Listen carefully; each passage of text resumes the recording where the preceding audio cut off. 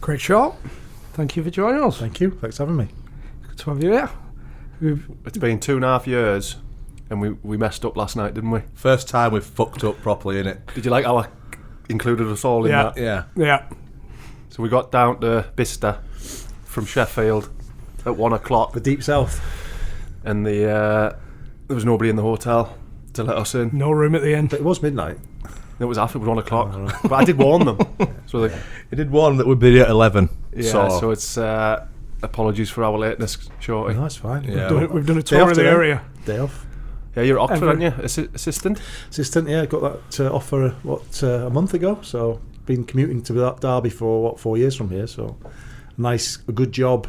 Development coach at 23s, my old club. So as soon as I got sacked from Blackburn, got asked to go back. So I was lucky, really, because a lot of good lads in the game who don't get the jobs, and then all of a sudden Carl rang me in the summer, and 10-minute journey now instead of a 2-hour journey. So I'm very, very lucky. You went through that journey from non-league to the top. What was it? 20-year career. You stayed north mainly throughout your career. Didn't you? I didn't. Yes, it's the furthest south I've been. I don't think I'd have made it. I know academies weren't around then, but I know the YTS program was. I wouldn't have made it if I'd gone into a club higher up and tried to, make my career that way. I was fortunate. I went non-league, conference, and then 4th, 3rd, 2nd, 1st as it was. And every year when I went up, I thought, well, this is going to be tough. And because I play with better players, once you start playing with better players, you think it helps you. Why do you not think you'd have made it? I wasn't technically that great. I came to the game late, so I was rejected at 16, 17, 18, like a lot of lads are. But look at the England team. And my decade, or my era, was Stuart Pearce, not non-league, Wrighty, non-league, Pallister, non-league. There's loads of them. Chris Waddle, non-league. They all came through the non-league scene. So I just think it's more competitive now. I see it more, of course. But I just think I was lucky I met Neil Warnock. And he took a shine to me for some reason, and he liked an athlete, and he liked someone big and strong, and that's what I was. And luckily he took me to Notts County. It was a good side with Tommy Johnson, Draper and Dean Yates, and you get a success with them, and I think that's, you get a bit of luck. And I worked hard at my game, but I think if I'd have gone in an academy level, I think I would have struggled. Yeah. How did you meet Warnock then? Did he watch you? He came to Scarborough, so I was already there, and he said, you can't play midfield, son, because I was a midfielder, and he just threw me in at the back, centre back, and I got on with it. And those days, Brownie, 2 up top, we marking you two, one big one small one. I was quite quick at the time. I couldn't head the ball. Could you not? No, there was a lad playing for us last night, Oxford, Nico. And Nico's working on his heading. And I said, Nico, I was 19, 20, I couldn't head the ball. I was quick. I just went man marked. So Neil gave me a man on a Friday, Mark Brownie. And that's all I did. And you just did that all game. And I remember years later meeting Mark Hughes at Blackburn when he couldn't play for us. And he said, did you play in that mad Notts County side? And I said, yeah. He said, last time I played against a team like that was in Italy or Spain, when he played for his national team, when it was Man Marcus playing against Gentile in Italy. And he said, I've never come across that before. But what Neil would do was just give us men to mark. So I'd never pass on. I'd never get on the ball. I'd just be a leech to you and run round after you all the game. It was knackering. You were knackered. And we went to Old Trafford, the first game up in the first division. I remember Neil going around the dressing room, right? Yatesy was a good centre-back, Dean Yates. Brian McClare, Shorty, Mark Hughes. Shout to Mick Jones. Mick, who's this Kanchelskis lad?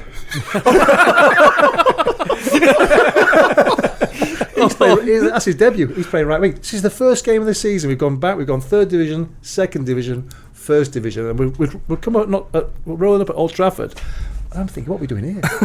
What are we doing here? And then he's going around the dressing room, he's giving his our players.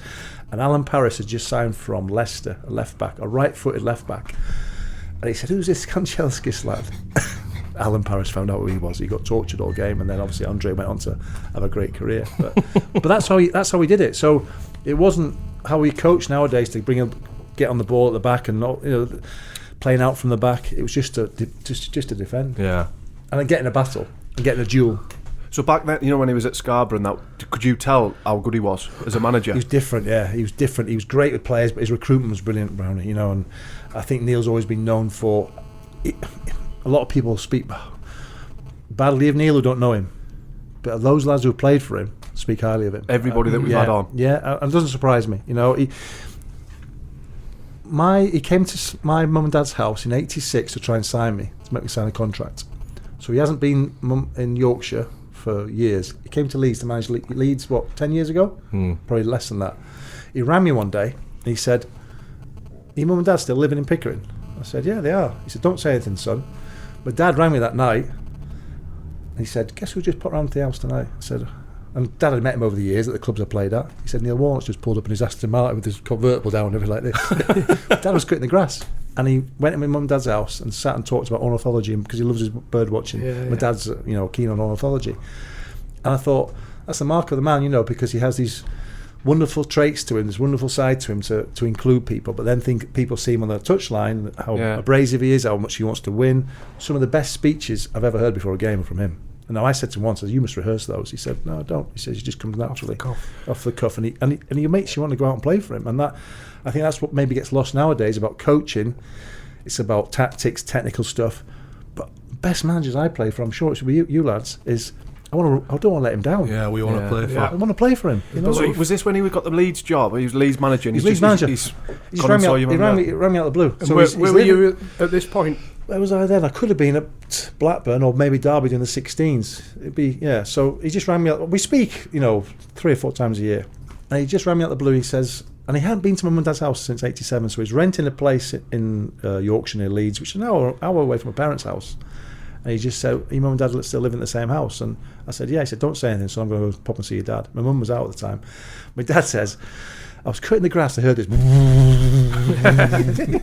Aston Martin came up with his convertible. I never had him down as a convertible Aston Martin. Man, and he said, and Dad said, we went in the house and had 2 hours in the house with him, and he even rang my mum up a couple of days ago about helping her with some treatment for my dad, what he's been through. And there's a side to him that people don't see, and he's a very caring bloke.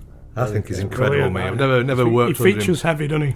Nearly every, because the amount of lads we have on who's played for Sheffield, it's unbelievable. Who've played under him, and every single one have come up with something. He's very bright, but what he's brilliant at. I remember my last year at Sheffield United, we got promoted. Me and Chris Morgan were getting beaten up by Dele Alabola. Coventry at home we were playing. You know Dele Alabola? Yeah. Big, tall centre forward. And we were 1-0 down, and he was just swinging us like that. He was just too strong for us, beating us up. And we came in at half time, and he grabbed us both. And I'd known Neil for years. I played for him for 4 years at Notts County. I played for him at Scarborough. And you know what Morgs is like. Morgs is a tough character. Obviously the battles against Morgs. He grabbed us both, took us into the shower, and he said, if you two go under now, we're done. He says, but if you two hang in there, he said, you get 4 out of 10 now tomorrow in the papers. He said, if you hang in there and get a 6, we might get something from the game. We go back out, do a bit better. Steve Cabot comes on, scores 2 goals, we win 2-1. After the game, he said to the lads, you lot in here, you got to thank them two there, us two. And we'd not played well, we'd been beaten up for 45 minutes, an hour maybe. And I thought, I was 37 then, and I thought, it's just like a reminder to the lads in that dressing room, like the next week you might be having a bad game, because you can't have a good game every week, can you? And you try and lift the lads who are struggling, because you've got to hang in there for your mates. And he was always about that, he was always about that team spirit, that togetherness. People say, oh, he wasn't this and he wasn't that as a coach. He had 1 or 2 little gems he'd come out with. I thought, where's he got that from? And he was a bright man, and look at his promotions. Yeah, it's no fluke. Yeah. And he's only 40 when he came to Scarborough, and he's a massive influence. Sorry, you started and finished your career. Yeah, with him, it's great. So Yeah. Did you see a bit of evolution? No, He hadn't changed.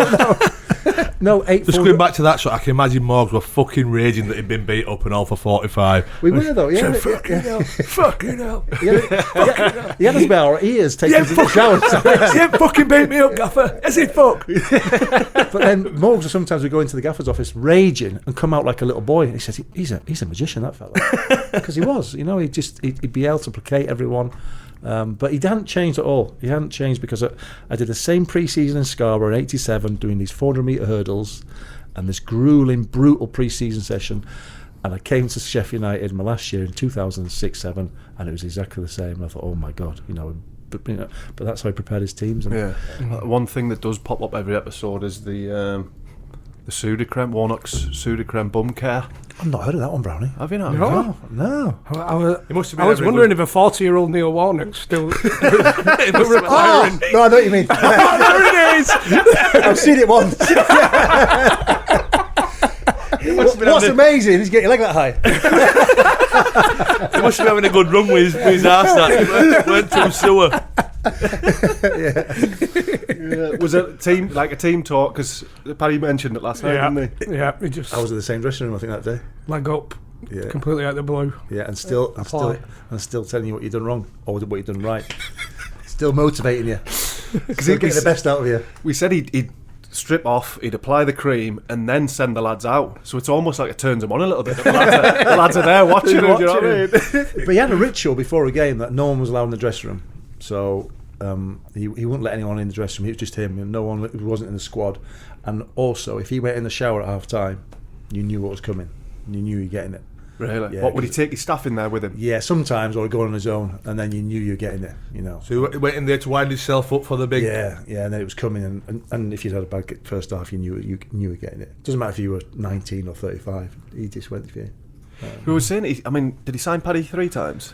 5. 5 times? Did he really? He signed you 3 times? Yeah, Scarborough, Notts County. Yeah, 3 times. Sheffield, yeah, it's good times with him. And he's still going strong. You can't leave it, can he? So, like we've said, like those players that he trusts, like you have certain players that he trusts, and he knows what he's going to get from them. He'd have taken Morgs with him, I think, if he'd gone. Morgs was coming to finish his career at Sheffield United. I think he'd have taken Morgs with him. He weren't getting Morgs to QPR. Not a fucking chance. He weren't going to Big City. I think he took Sean Derry, didn't he? QPR to Palace. Yeah. Or Palace to QPR. Sorry. Which he played for him a couple. Clint Hill. Yeah. We've spoke a lot about the lads coming through, and I mean the difference in you two coming through, and like the abuse and whatnot that you get, and from managers, and from all the pros. So, and you've worked with the kids now, so Derby and whatnot. But how was it coming through in the 80s at Scarborough? My club captain called me Gareth for a year. I didn't dare tell him I was Ray McHale. Ray played 500 games, and every time I did something well, I'd hear Ray going, "Well done, Gareth." I've got to tell everyone name's Craig. I didn't, But he was a top. He went to manage Scarborough eventually.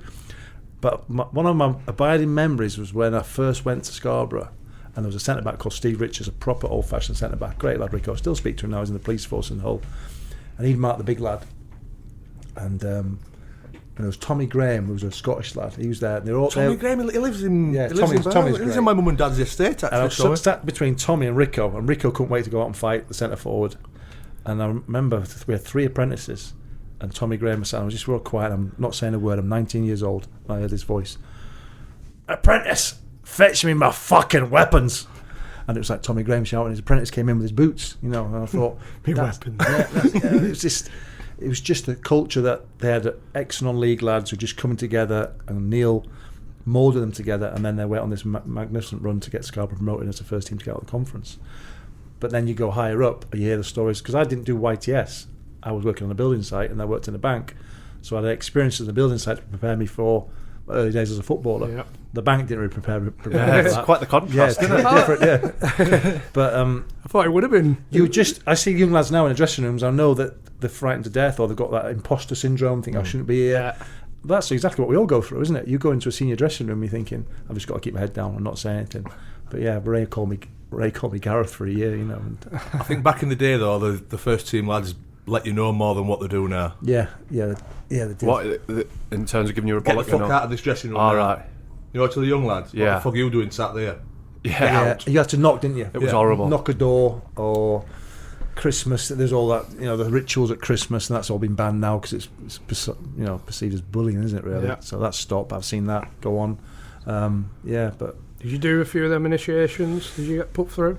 Initiations probably when I signed for new clubs where you have to sing a song and stuff. Yeah. I mean, that's getting that's going phased now. out. Yeah, it's Is getting it? phased out a little. Yeah, it's a little bit. Yeah, Carl doesn't agree with it. I thought as soon as I went in there, I've got to sing a song because I have done it at most clubs I've been to. But You enjoy it as well, I bet. Have you got a go-to number? I do.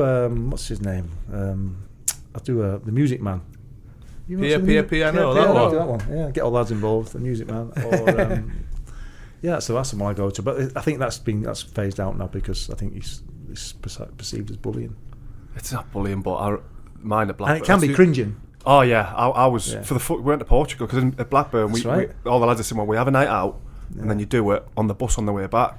And for the full, I mean, I was crocked. I didn't train. You all did it week. at the same time as John Filan on the bus, coming back from the meal. Yeah. But I think I was first up. But for the full week, I was thinking about it. Kenny Rogers. No, it was Stand By Me. Oh, that's right. Yeah. But if you remember, you have to talk about yourself for a minute. Yes. And for the full minute, Luke Varney was stood up at the back of the bus going, "How's he passed the medical? You're a cripple, big nose." So for the full minute, I was like, "Just keep going, Vans, because I don't want to speak here." You're thinking about all week, aren't you, before you have to do it? Yeah. And then I think when I started singing, Paul Robinson's piped up. I've just gone, "Shut up, fathead." That's right. And You did. all the lads were. Yeah, you did. So that was it. Done. You were in. Grace. You were in. I'm trying to sing here, fathead. Yeah. But it's horrible. No. I never used to worry about it, me. You were like, That, you know, but it's not bullying, It's is your it? first away trip, isn't it? yeah, but you know, if you shit, you shit, aren't you? Yeah. But I I've think seen- that's changed now, and it's senior pros now. Yeah. There's none of that anymore. How old were you when you went to Notts County? 21. So I could have gone to Leighton Orient in London, but a Yorkshire lad going out to London, thought, wow, got shown around London, thought it's not for me. And because it was Neil was there and just went down that. Struggled at the start. Every time I moved the club, I seemed to struggle, settling in, trying to play your best football. But he was, when we were lucky, we got promoted straight away. I scored at Wembley that year, so it's like, wow, non-league football 2 years ago, and now I'm scoring at Wembley in a playoff final. Did you have a self-belief then when you said, "I always struggle when I first went Massive, somewhere"? Brownie, massive. And I see that now in lads. I remember once talking to the Blackburn lads, and I was the only non-international on that team, and we had a discussion one day on the bus about nerves before a game. I've read loads of books on Pinsent, the rower of McEnroe going back in the day of tennis, their fear of failure, and I had that, and because I think it's because I didn't do the YTS program, I thought I shouldn't be there. So years later, I'm stood in a tunnel next to Thierry Henry. What the fuck am I doing here? Yeah. And that took a long time to get used to the fact that you've proven yourself over the years. And so I see that now. I recognise that in young players and a lack of confidence. They call it imposter syndrome. Who's the famous Brian Moore prop for England. hooker for England? In his book, he talks about it. And he's thinking, well, what am I doing playing for England? It's only because these two big lads are holding me up here. These two props. And I think, well, he's played at the top level. Pinsent's book, he says that before they won their golds at the Athens one, I think it was when Redgrave got his fifth, he got his third. I think he says something like, on the way to the final, in the minibus in the morning, he was hoping the minibus would crash. And so they didn't have to compete. The nerves were that much. And when he spoke about afterwards, Cracknell and Redgrave, they said the same thing, because it's that fear of failure. I remember turning up at Anfield one night for Everton. I wasn't playing well. Colin was on fire, sitting on the bus, it's raining. Called off. I'm probably the happiest man. Relief. Yeah, just relief, because you're thinking, I'm not playing well, I don't want to let anyone down. So it was that constant mental battle which a lot of lads have to go through. It's not the physical side or the technical side, but it's, I think we've all, I don't know, you lads didn't probably suffer it, I did. I did, yeah. I had to sort of get through that in my early part of my career. It's... You did well at Notts, but Warnock again. Was it consecutive two promotions? Yeah, two. We did Tranmere in the what would be now the League One to League to Championship, and then we went straight to the Championship that year, and then got promoted to the Premiership. And then you thought, oh, that's when it got serious in the Premiership, because we had a bunch of young lads, Tommy Johnson and Draper, who went on to play Premiership football, Yatesy, and we played, and then we went to the Premiership. But that was just like a club like Notts County going 2 promotions, and you're thinking, well, that's... And I thought that was my last contract. I was 22, 23, thinking, well, I've enjoyed it. Thank you very much. Off we go. Back to the bank. Yeah, because I'm not going to get... Yeah, that's what you're thinking about, armed forces or the bank. But Neil just had something, and because we had a bit of success, then the lads got moves, Yeah. So he got Scarborough. He did well at Scarborough out of conference into the 4th division, or League 2 now. Took them to top... I tell you what, we were part-time the first year. I was working in the bank playing against full-time. We finished 12th, took us to top the year after, left Notts County, which we were division above. I went that summer, straight up, then straight up again. So he'd had 3 promotions in 4 years.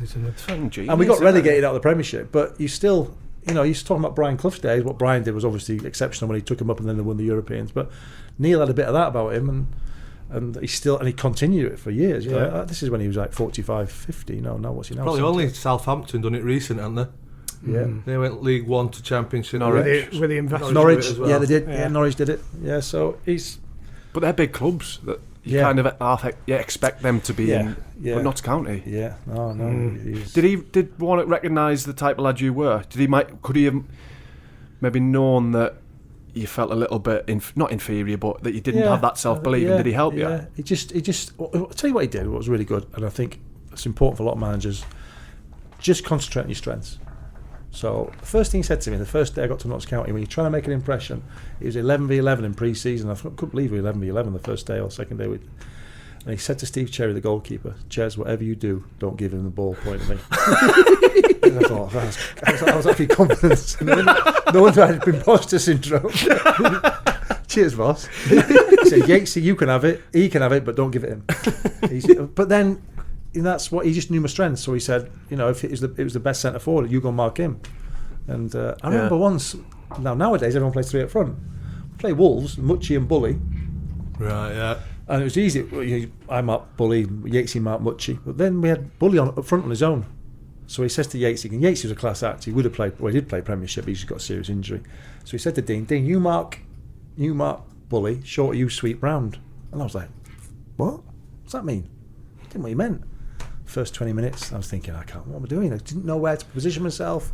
I had to get on the ball. I said to Yatesy after 20 minutes, "Yatesy, you do that, I'll go mark him." And that's how, I was more comfortable with that. But nowadays, we're taught so much to play, aren't we? To bring it out and to get on the ball, which is great. The coach education is fantastic now in this country. So you're more comfortable marking Steve Bull than just having a free roll? Oh, yeah. I'd rather have a battle with Fash. Mini job. I remember marking Fash when we played Wimbledon, and I was 23. I was captain of Notts County. I'm thinking, I've got Fashion tonight. I knew I was marking him. And I thought, the crazy gang. There's no cameras. He can get away with anything he wants. And I go in the referee's room, and me and Neil go in there, and Fash is there.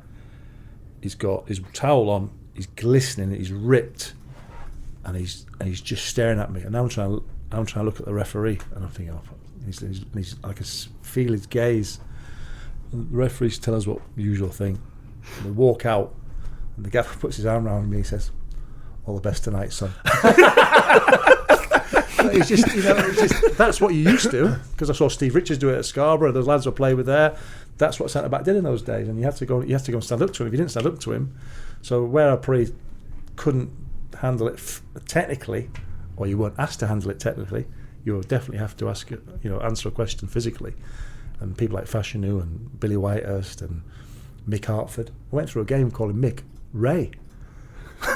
He kept saying to me, because I was a young centre back, and every time I went head against him, Luton, he kept saying, "Well done, Shorty." I thought, that's great. His reputation for the hardest man in the game, and I'm doing well against him. "Well done, Shorty." "Cheers, Ray." All game. And after the game, I'm doing the 0898 interviews, and they're chatting away at me at Luton in that horrible little place in Luton, the tunnel. And he's gone past me. He says, "All the best, Shorty." I said, "Thanks, Ray." And the interviewer went, "That's not Ray. That's not Ray Hartford. That's Mick Hartford." Oh, shit. If I'd been 28 years old, he'd gone bang, wouldn't he? He'd been so nice to you all game. I was 22, 23, but those sort of confrontations don't happen as much nowadays. So that is the Duncan Ferguson. He's probably one of the last. Really, when I had to play against you, I heard the Beast. I thought, oh, here we go. Come against him. I thought it's a proper centre forward who. Shelling peas at that. I can imagine you were like that all game. I wasn't. No. It's a tough one, I remember. Cheers, Frank.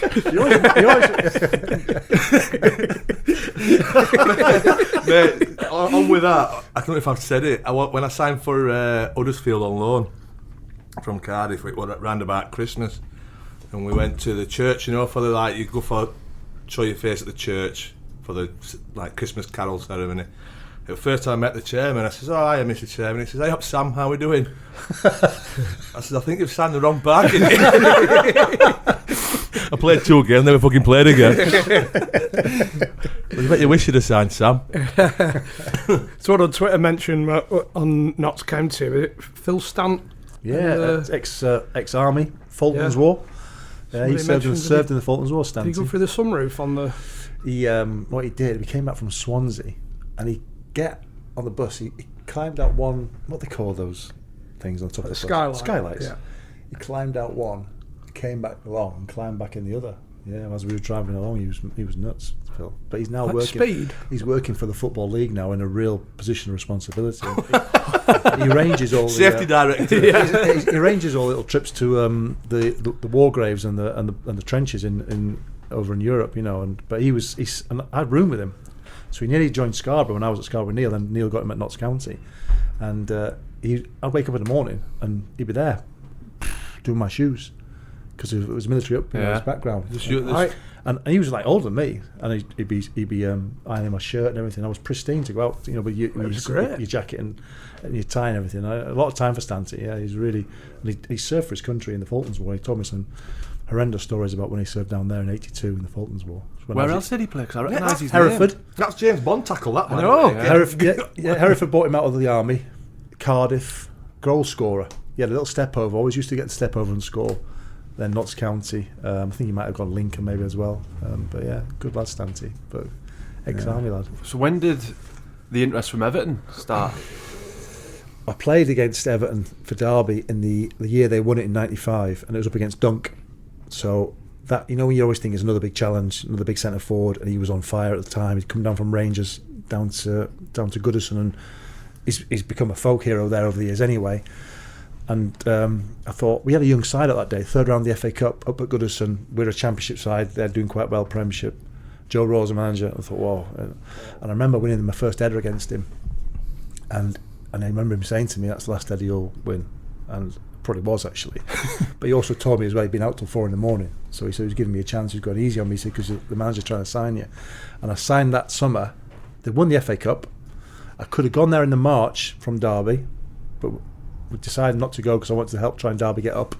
So I missed out really on a FA Cup place or final place, because they went and won it against Man U and Rideout scored. And then I signed in the summer. I went to Merseyside in the summer, and the same day Kanchelskis had his press conference. So he went for 7 million then. There was a lot of money then, and Andre signed the same day. Who's that Kanchelskis, as you say? Who's that Kanchelskis? Who's this Kanchelskis? I've jumped ahead then. Yeah. I've missed the club I out. had a nightmare at Derby. I knew that. He texted it. Did it go up? I woke up to a message saying, don't mention Derby. don't mention my first year. Yeah, sorry mate. So you were with Kevin Blackwell at Notts County. Were you goalkeeper? I was with him at Scarborough. He was the England youth keeper. Not youth, sorry, non-league keeper. Then Neil took him to Notts as his number 2, and then we all lived, funny enough, this is how close the players were, most of the players lived on the same estate, and Neil lived on the same estate, and Blackie did. So we all then, I used to babysit Blackie and his kids. So he had 2 young daughters, and I'll be 21, 22, so I wasn't, I had no kids then, so I used to babysit for his kids, and we all used to drive in together, so it was quite a close-knit community. Sure, we get people on, and we're trying to, everyone that's come on. Trying to get a bit of a good name, you're trying to get me to stick up for him, aren't you? Please just say something positive. Well, he's always been alright with me. He offered me. He were a good tipper for babysitting. Me and Kev go back years, and in the same amount of time as Neil. He was. He actually when I finished at Blackburn, Neil asked me to go to Sheffield Utd for my last year. I was living in Harrogate. I shook hands with Neil. I was doing my sailing school up in the lakes. Neil popped in, shook hands with Neil on it, and then Blackie rang me the next day, said, come and sign for Leeds. Leeds is 10 minutes from Harrogate. And I thought, I can't, because I've already shaken hands with Neil. Oof. But that was, I was driving past Thorpe Arch every day to drive another, 50 minutes, an hour to Sheffield to play for Sheffield United. Luckily, we got up and Leeds finished 3rd, so they were chasing us all the way. But, Blackie's been great with me over the years, and you say he's had a bit of stick on here. Well, I take people as a fan, as he should, and he's always been. I think when they fell out as well. Yeah, I think your relationship with Warnock would have been ended if he'd signed for. He always said, I knew you wouldn't let me down, because you shook my hand, and once I shaken his hand, I thought I can't let him down. But Leeds was so attractive because I'm 10 minutes from my house, and I'm driving another hour. But then you look at the squads, you're thinking, well, Leeds was a good squad, but Neil had he did it again. He got us promoted again automatically, and I think Leeds got beat in the playoff final. I think. Yeah, it's one of them, isn't it? He's had a bad rep on here, but you think somebody's got good in them, haven't they? Everybody's got good in them. Yeah, we haven't found it yet. Until today. Yeah, he didn't like it, Blackie, when I was at Ferencváros, I got the coach's job there, and I came back for a winter break, and I tried to sign my old mate Keith Gillespie, who played for Sheffield United and Blackburn with me. And him and I think Kevin and Keith had a history. And we were just doing a session on the training ground at Sheffield United because we were using it for our pre-season because we had the winter break. And Blackie stormed onto the training ground, and him and Keith had a real set to nose to nose. And that, but that was the only time I've seen Kevin really upset. Really, he's always been a family friend. Really, I think he's put it in his book. I think Gillespie's done a book, and he slaughters him in that. Yeah, it's very good, his book, isn't it? I haven't read it. It's very good. Yeah, it's quite. So we can take that as a I'm positive. I'm pleased about that. I'm pleased about that. Are we putting one tick in against the 28 crosses then, yeah? So we've got one tick in for Kevin Blackwell. Isn't that bad, is it? Team Kevin. Has it been organised, is it? Oh, yeah. I've always found him great with me. And he's part of Neil's coaching team for years. Yeah, well, they're obviously made up now. Part of the success. Yeah. So much did he go, Stimac? How good was he? Well, he came when I left. Right. Yeah, so he came and played in the middle of a three with Jim Smith, and Igor was like God there. And I think there's name a stand after him now, and there's lounges named after him at Derby. So I think Derby fans were pleased I went, and then Gary Rowett came in exchanging me, and Igor, his first year they got promoted, and I think they signed a few lads. There's a couple of Croatian boys, Italian boys, and had a good. Jim took them up straight away. Could have been the Craig Shaw stand. No, I don't think it would be. The first year was a nightmare because I went for it was a lot of money. It was crazy, and I had that feeling again. Prove myself, and I was getting abused in supermarkets, and I was getting abused in the papers, and it was just. I've not been used to that. I had 2 years at Scarborough, young kid, doing well. 3 years at Notts, we're lucky, doing well, and then all of a sudden you hit a brick wall. You think, God, I've been looked after financially, got the best contract we could ever have. I'm thinking, this is what am I doing? With that big contract, did you feel pressure, embarrassment? Not embarrassment. Embarrassed at the price they paid. Yep. I was embarrassed at the price because I'd only played 1 year in the top flight, and it was a record for a defender at the time, which was crazy because Blackburn were trying to get me as well. And I was embarrassed at the price, and I had loads to learn, and I just had a shocker, a total shocker for even in training, even in, every game. I love playing away from home because it'd be reading out your names in team sheet before the game and you warm it up. Number 2, Gary Charles, number 2, and number 4, Craig Shaw. Boo! That's your own fans. That's Blackburn tackle, isn't it? That's your own fans, and that's tough, isn't it? Yeah. And you've got to handle that and get through it. And I've seen loads of lads have to go through it, and you just got to, I don't know, you just find a way of getting through it. Did you find a way? How did it affect you?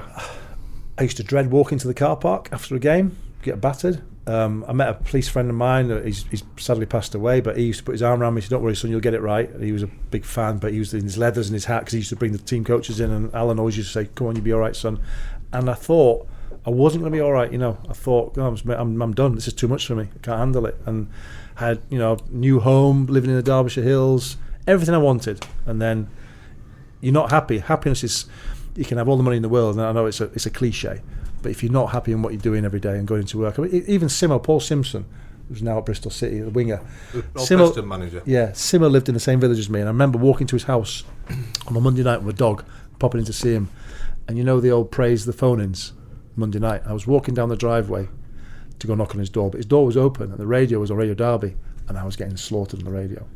I had a bad game again on Saturday, and I just turned around and walked away. I didn't want to embarrass him, so I got into the car the next morning. And we were driving, and I said to Simo, "I was a phoning."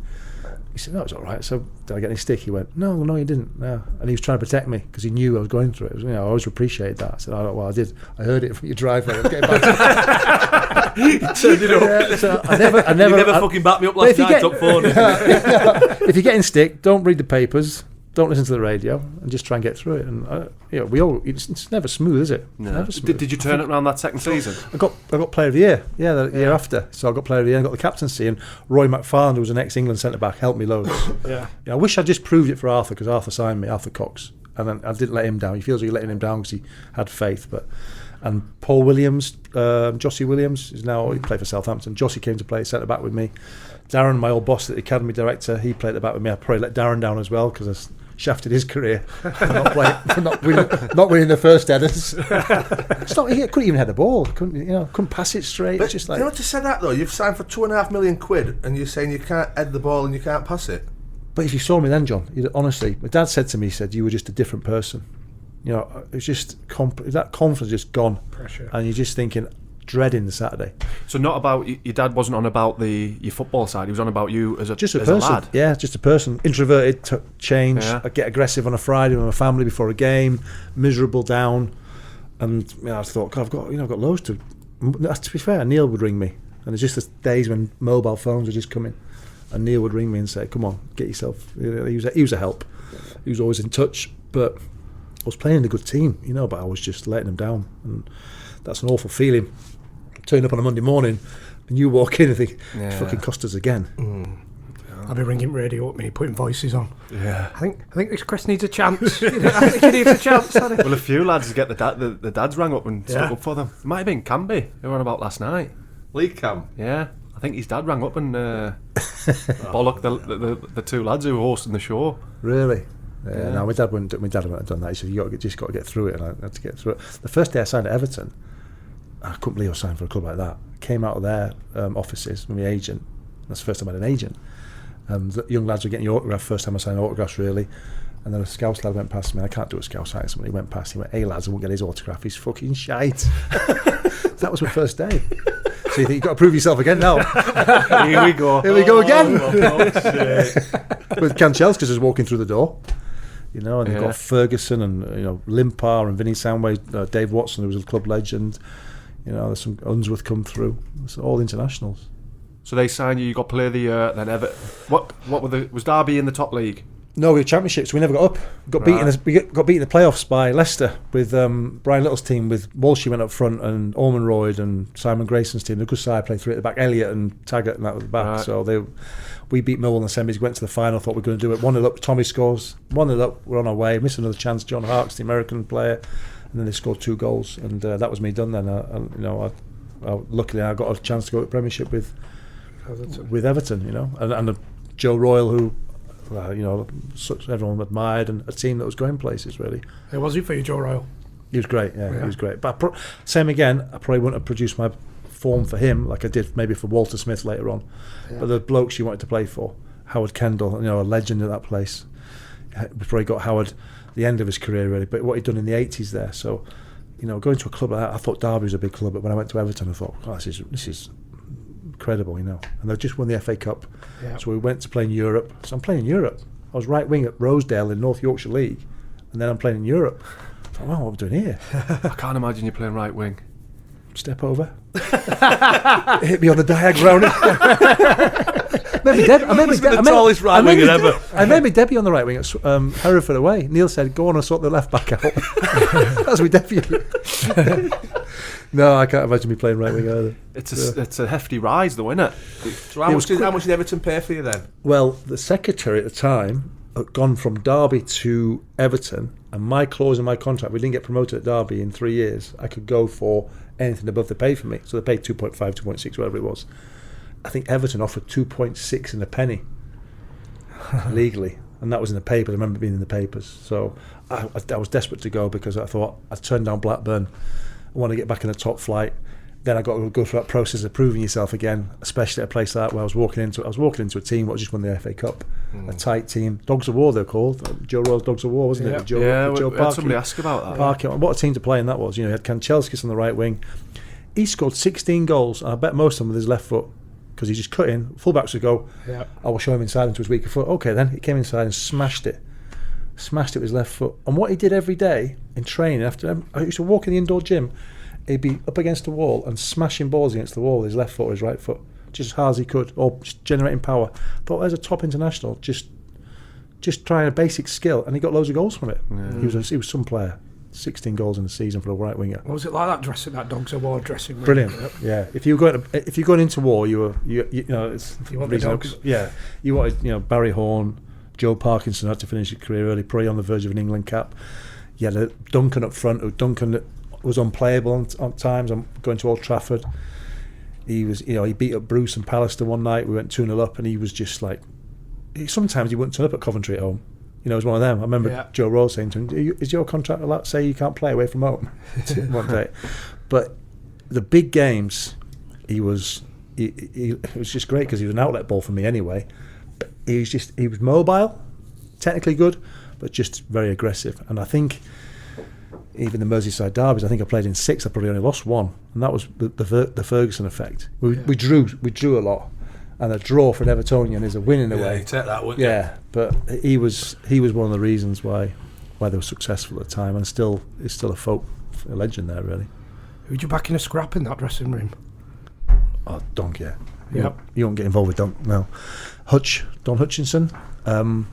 He's quite slight as well, John Hutchinson, isn't he? Yeah, he's not a he tried to take on Dunk one day. We were playing at home, and Dunk wanted the ball put in the box, and Hutch didn't get out of his feet and put it in the box.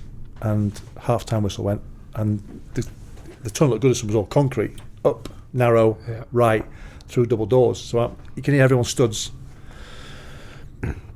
Hutch has gone past me, and I can hear these footsteps getting quicker and quicker. And then Hutch has looked over, I look round, Fergie's coming after him through the double doors. There's a door opens, and as that door's opened, Hutch has gone through that door, and then Fergie's come flying through. And Walt Smith was in charge at the time. And as I got in the room, there's a table in the middle of the room, the dressing room. Dunks grabbed him over the table and pulled him, and it was like he was swinging him like a cartoon character. It was just like, God, my God. And Walter and Archie Knox, and 2 strong Scottish men, they're trying to stop him. And me and Dave Watson grabbed Fergie and put him next to us. And I think Archie might have sat on him. And and then Hutch wouldn't stop. Hutch said something again, and he just went whoosh straight for him again. And then Dunk then went to Newcastle. And I remember when they played Everton, they cleared a corner, and Hutch ended up on the deck. And I think Dunk had just gone bang off the ball. I think he saw it later on the TV cameras. It wasn't picked up at the time, but Duncan might have got done for it. But you wouldn't have. Yeah, you wouldn't have taken. Never let it lie. Yeah, he didn't forget it. I thought I'll get you. No, he didn't get it. He didn't forget it. Just put it in the box, Don. Just deliver. Yeah, it doesn't matter. Yeah, to do it. But that's the character he was, and he was probably the talisman for the club. At the time. I imagine David Unsworth would hold his own in that dressing room as well. Unsy was a good lad, really good lad, and he had just made his England cap. I think he just had a couple of games for England, but left back or centre back, mobile, but. He was only younger at the time than Unsy, so I was like 25, 26, so Unsy was probably 22. So did you play centre half with him then? Dave Watson. So Dave Watson was coming to the end. I remembered him. But he wasn't coming to the end. He just kicked on. So he's like a pair of white boots. You meet a sports scientist at the end of your career, and that gives you an extra few years. I met Dave Watson when I was 26, 27. I thought, you know what, I'm going to train like him and work like him. Richard Gough, who came down from Rangers, Walter signed 2 machines. And there was the Everton fans used to wear a T-shirt. You remember the old VW adverts? Yeah. VW, and only everything in life was as reliable as a Volkswagen. The Everton fans had a DW. If only everything in life was as reliable as Dave Watson, because that's what he was, 7 out of 10 every week, and a machine. Just 36, 37 in El Choco in Italy doing pre-season. Them and Goffey. I'm 26, 27, and we're just going poof, powering up and down. Archie Knox shouting, "Years of stamina, boys!" It's just like Terry Phelan, Machine, Terry, Earl Barrett, Gary Speed was there then. All good, great athletes. 30 years, I'll be 30 then by the time Walter came in, 31, 32. Then Goffey's 36, 37. An absolute freak where you could just, I was a fit lad, that's what I based my life on, my career on. And I'm there, and someone on my shoulder, and it's a lad who's like 78 years older than me, and just doesn't even feel it, And it gives you that incentive then, okay, I'll live right, I'll try and play till my late 30s. And Dave Watson was one of those reasons, and Richard Gough was. They must like to drink though, still, eh? Loved to drink. Yeah, loved to drink. And that was the time when we could do it. So Dave was a great captain. Walter would say, right, off you go. I think one pre-season day in Italy, the old lads had done really well. He'd got all the young lads in the next day to run them, and we all went on the beach. So there's always that give and take, Yeah. And we had some great nights out, And I'm still on group chats now with some of the lads, from those days. I'm not sure whether generation now will be on group chats in 20 years' time. Form some good relationships. I'd like to think so. Yeah. Reunions, the Blackburn lads are all on a group chat. We were chatting yesterday about some, Tomo, David Thompson. So, do we still have that? Will we have that in 20 years' time? Is it the phones have wrecked all communication? I don't know. It's any Howard Kendall tales? I regrettably fell out with Howard. My daughter had been born on the Monday. We went to Coventry they were championship, by the way. We went to Coventry on a Wednesday night. We got battered 4-0, and we were shocking. And but you know when you've played well in it, you know when you've won a game for your team, and you come off and everyone goes, well done, but you know you haven't played well. So the team's won, but you're like top man. Yeah. But then you've gone and played in a game where you've lost, and you think you've done well, and no one said anything, you get battered. So you've got to be trying. As a coach, I try and think about that when I'm talking to players. But I came off the pitch and I thought I'd really worked hard, worked my nuts off. 4,000 Evertonians there. But as the whistle went, Howard's on the pitch. He's like, he's there. The whistle's just gone, and he stormed straight on the pitch. He said, if you, and I won't say the word, are going to embarrass me, I'm going to fucking embarrass you. Get on that touchline, every line and back. Well, after 90 minutes, 6 yard, 18, halfway, 18, 6 yards back. This is the ground's still full. 4,000 Evertonians there. And I lost the plot because I thought I was so steaming anyway. Slav and Bilic had been subbed. I think Dunk had probably gone off, so they weren't going to have to run it. And I thought I'd work my nuts off. So I turned around and we had a real set to. I think I might have called him a cowboy or something like that. Something stupid, just because my head had gone.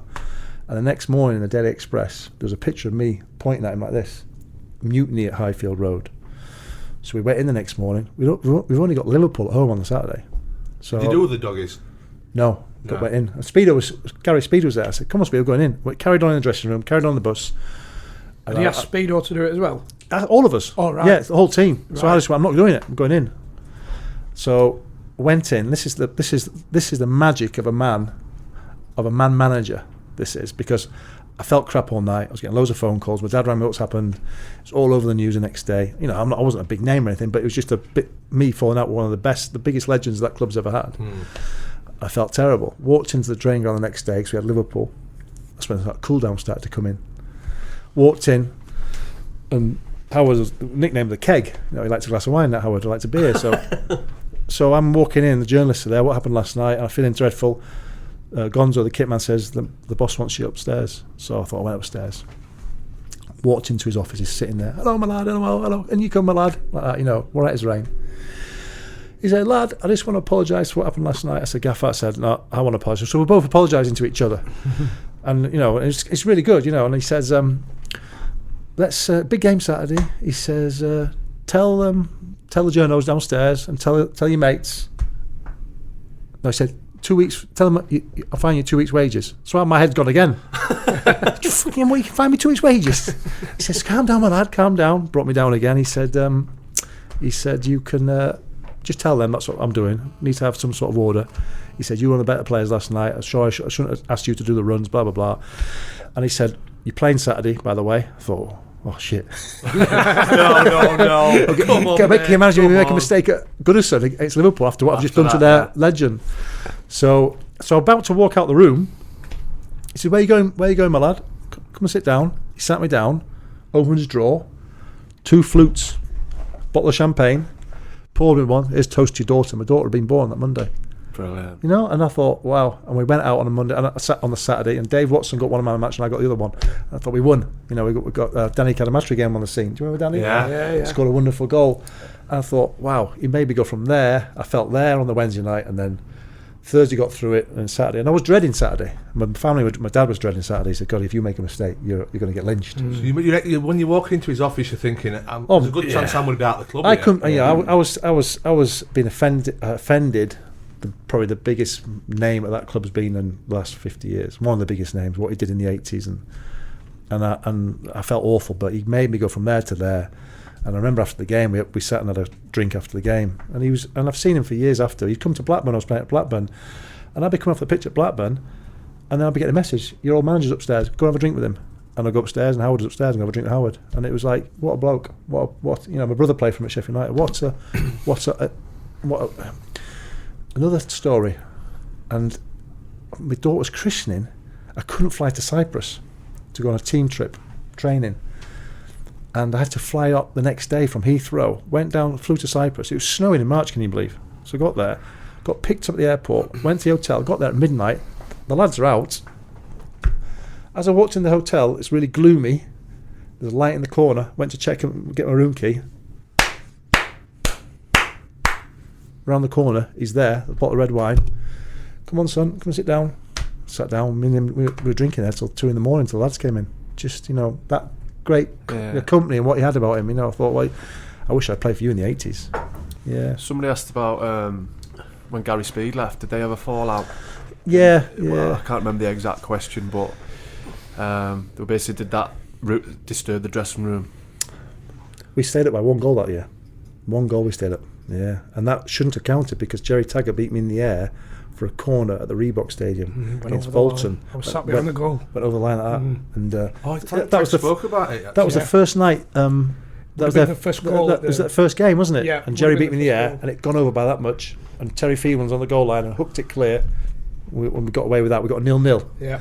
And then last game of the season, we played Coventry at home, and honestly, I didn't want to play because I think Bolton were away at Chelsea, and we had to match their result. And Howard was in charge. We'd been battered at Arsenal the week before 4-0. You know when Tony Adams runs through and scores that goal? Yeah. You could just see me coming into clip trying to get there. He was quick, that told me. He did it 1-2 on the halfway line. We got back 4-0. We could have been 10. We conceded after 3 minutes. Slaven Bilic. She said, well, the worst thing you want to do is you got Highbury. That was the worst. That was the biggest place that I feared most was Highbury because all the pace had up top. And Slaven scored an own goal after 3 minutes. I was thinking, here we go. And it was 4. And Tony scores the 4th. So we had the week to prepare for stay up, and we played 3 at the back, me, Dave Watson and Carl Tyler. Carl was a steady lad, solid, and I remember trying to bring a ball down early on. Dave Watson shouted over, Shorty, just one touch. We score, great, we score. Nick Barmy then misses a penalty. They go down the other end, Dion Dublin header, Thomas Marrett does that, goes straight through his hands. Yeah. So the last 15-20 minutes, if you concede again, that great club is going down, and you've been part of it to take it down. And we stayed up by 1 goal. We hung on.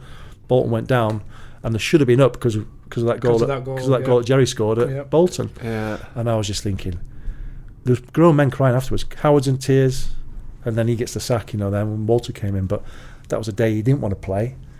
But then when you did play, glad you did. Glad you did. But if you had played and you gone down, you wouldn't have got off Goodison. Yeah. You'd have been. And they've never been relegated. No, so been in it all the time, have they? Yep. Incredible record. So, and you go back now, ex-players, the way they treat their ex-players at Goodison is unbelievable. It's they really look after ex-players when you go back there. That's how they should do it, though. Really, I think, innit? Yeah. We've had lads on. Was it? I think Ships, wasn't it? Yeah. Neil Shipley couldn't even get tickets for Chelsea. At Chelsea. No, yeah. Well, Everton do it really well, and I never had successful times. I had 4 good years where I enjoyed it. I think we finished 5th the first year, but never won anything. But when you go back there, it's superb, I see. Yeah. So in your 4 years at Everton, at what stage did you think I'm good enough here, I'm comfortable? When you're saying when I left the last couple of weeks, honestly, I felt fucking brilliant. No, I think I got the captaincy a little bit towards the end. Hutch was the captain, and Walter gave me the captaincy a little bit. But the team then there wasn't an investment in the team, so there wasn't the bigger names. But because you've been there and you're part of the furniture, I was 30 then, 31, so then you start to feel as though you are good enough, and I've been in the Premier League then for 4 years, so I must be doing something okay. Yeah. But you had Neville Southall, of course, as well. Yeah. Nev was a tough character. You have to do it right for Nev because he was on you. A great trainer, but then probably the best keeper in the world, wasn't he? At the time, I probably came to him at the end of his career, but he was something you didn't want to let Nev down because you'd know about it. He would, we was talking about senior pros telling you, even though I was 26, 27 when I first went, he'd tell you if you were doing it wrong, like Schmeichel used to do. He came into my head straight away. Yeah, I can't imagine a nutritionist getting hold of Neville. But he trained. You should have seen the way he trained because we never had a sub goalkeeper for some reason, and I played a little bit in goal when I was a kid. So Joe said to me, "Go and train with Nev once a week." And I went to train with him after, we just go 20 minutes at the end of our session. Handling. You wouldn't see that now. You wouldn't see that now, would you? It was the same with Jags, weren't it? Yeah, he went in goal, didn't he? Yeah. And I just went in goal, and I think Alan Hodgkinson was the coach. Wow, watching him train. And then I had to go and do the session he'd done, just for a couple of times, and exhausted.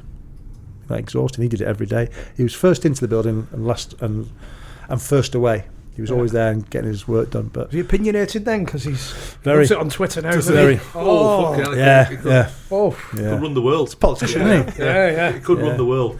But if you sat with him on the bus on 1-to-1, he was great. If you're in a group, you'd get targeted. He couldn't show any weakness. Couldn't show any that. I can imagine him being a Sunday all day man, Nev. Didn't drink. Did he not? Teetotal. Really? Yeah. Chocolate man. Chocolate man. Yeah. Loved his chocolate. Yeah. I always used to see him playing chocolate. Yeah. 2 pints and a dairy milk over here, please. on the Christmas deal, yeah. 23 pints, please. Big bar of Galaxy. I never saw him touch a drop. I don't even think he stayed down for the cup final when they won in '95. I think he got off home. See, I'd have thought it'd have been a whiskey. Yeah, I bet that surprises a lot of people. Maybe when he's finished, maybe he's had a drink, but he never did when I played with him. I can't maybe say this about the. I got introduced to the club burglar when I was at Everton. The club burglar? Yeah. So I'm there, and there's this. Well, I can't remember his name actually, but this old fellow was around all the time in the car park at Belfield. It's the old training ground. And I get chatting to him one day. He says, "Where are you from, son?" I said, "Oh, a little town from Pickering. You won't know it." He said, "Oh, no, I've done a few jobs there." I didn't really know what he was talking about. And then I chatted to him a couple of times. And then he came up to me one day. We just get on team coach. He says, "Hey, lad," he says, "how about I do your house? You claim the insurance. We split the insurance, and I'll give you your gear back." And then I realised he'd done it with all the lads. Club burglar. That's what he Burglar. I think he had passed away by now because he must have been in his 70s then. We're talking 30 years ago. So when he said, I've done a job over there, it was obviously A burglar job. That's what he meant, but I'm not sure if we can say that. This is I'd only been there 3 or 4 weeks, at the club. And I got off with that. That's the first move I've ever heard like that. Did you take the option? Did you take them away?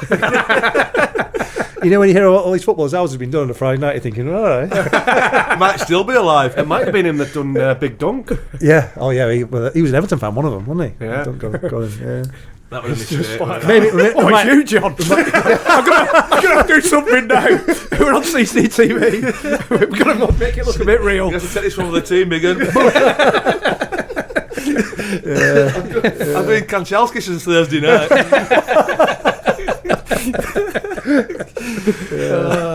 Those two must have got a shock, mustn't they, when they did that house? Ah, must have got a big shock. Choose your victim. No, it's not. That's not what you want to be seeing at the top of the stairs, is it? No. In his Calvins. Yeah. I love the tunnel fights and trouble of it. What was the best one you've been involved in? I'll tell you, I saw him the other day. I saw him, Mark Bright, centre forward for Palace, and it was only a pre-season testimonial for Nigel Worthington at Wednesday, and Bright is playing up front, and he was a handful. He wasn't the biggest, but he jumped well. I said to him, I met him the other day down at Palace, and I talked about his elbows, because you always leave an elbow there, and we had a set to in the game, and it kicked off in the tunnel, and I remember Jeff Thomas was on crutches, and he was getting knocked over on crutches. It was just all melee, and there's a few punches being thrown. But then a week later, we're away in London, in the Swallow Hotel on Cromwell Road. Everyone used to go there. I'm walking down the corridor, and guess who's walking towards me? Bright is walking towards me. So we're walking towards each other, and I've gone, "All right, Bright." He's gone, "All right, Shorty." Just kept going. That was it. Were you like clenching your fists as you got closer, thinking, "I'm going to have to get you out first"? Yeah. So it was. Yeah. So it never. You used to talk about the punch-ups. It was never. No one ever really throws a punch to the. Mickey Quinn did me once off the ball as we come off at half time. As we went down the tunnel, I'm going right to my dressing room. He's just gone smashing me face. A couple of those I've had, but the worst I had was Notts County as manager at Peterborough when it all kicked off at full time, kicked off properly, and someone mentioned that. So really getting stuck in. Carl Muggleton, you can really hear that bone on bone, crack. And then people staggering out of the group and going back in again. And that was a good melee. That was. And how did you deal with it? What was your? I can remember one of our loan players, a young kid from Wolves, was in the middle, and I was trying to get to him. My shirt was ripped, the tie was off, and I remember walking in. We'd won 4-3. We're under pressure. And I remember looking round, and the owner was up in the director's box looking down. He's looking like horrified what's going on. And all the lads got stuck in. Tommy Johnson was the worst. He started off with a fitness coach. So it got quite tasty. Their manager had gone in, Gary Johnson. Yeah. And I wanted to speak to Gary because he'd worked in Latvia and I worked in Hungary. I was looking forward to speaking to him after the game. And we'd won 4-3. They'd just won 4 in the trot and scored 14 goals at home. So for me, as a young manager, not really knowing a great deal, winning there, but it just went. It was a proper melee. Carl Muggleton was getting stuck in. Drapes was getting stuck in. Tommy was. I was just trying to get lads out. Walked in the dressing room afterwards, and it was buzzing, but it was still kicking off in the tunnel all the way down. They were trying to get out of their dressing room, and I remember getting the coach, and Kevin said to me, assistant, he said, "You better ring the owner, apologise." So okay then, I rang him. Mr. Chairman, I said, "I'm really, really sorry about what happened after the game." He went, "Apologise, don't apologise. I love that spirit and that camaraderie and all that togetherness." 2 weeks later, he sacked me. Lack of control of the dressing room. Not enough discipline. That was one of the reasons. So you can't have it both ways. Kevin, who was at Port Vale yeah, with great, John Aston. yeah, he's great. I did that before. Great lad. Yeah, and he said to me, "You've got to apologise to the owner." And he said, "I love that togetherness and that spirit," because he looked horrified at the time because it was all really kicking off. And then he sacked me 2 weeks later. Well, the chief exec rang me and sacked me and said, "Not enough discipline." Did you, as a defender, did you get involved in the shithousery at all? Because we've heard about the dark arts from really, Morgs. Morgs. I remember Morgs playing against Morgs, and he'd done me off the ball. He was playing for Barnsley. I was at Blackburn. I think it was the Cup, and Sparky was playing for us then. So I think Morgs had a real good battle with Sparky. And then I went in the corner, and he done me, and I had a go at him. I remember, and what did Dave Dunn say? He said, David Dunn said something to me, "Any chance you taking more than one touch?" or something to Morgs, and Morgs' head was going, because he was trying to criticise him for the way he played. But I loved playing with him. I thought he was one of the best Championship centre-backs around for years and years. But dark arts, I just wasn't... Standing on toes. No, I physical. It has to be physical. It has to be physical. I was brought up that way with Ray Hartford and Mick Hartford. I'm not trying to be insulting Ray because he's passed away now. He was at Blackburn before I got there, but I had to stand up for myself. But I would never go out and deliberately go bang and that happened. One or two individuals I won't name, but you knew that was coming. But I just never. I wasn't that. You can do about it, though, is there? And there was no cameras then. Yeah, that's so it happened.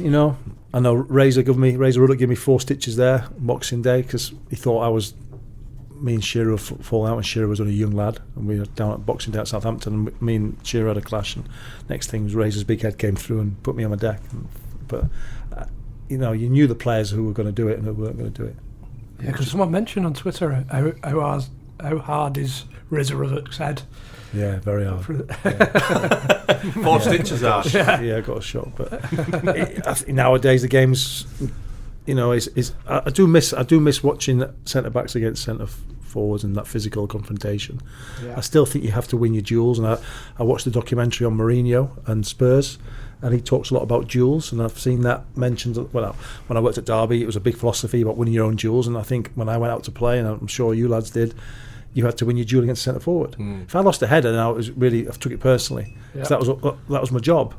So I didn't really think about anyone else in the team. I thought I've got to be physical, and it was really interesting. Mark Hughes' first year in charge at Blackburn, the team talk was a dictaphone.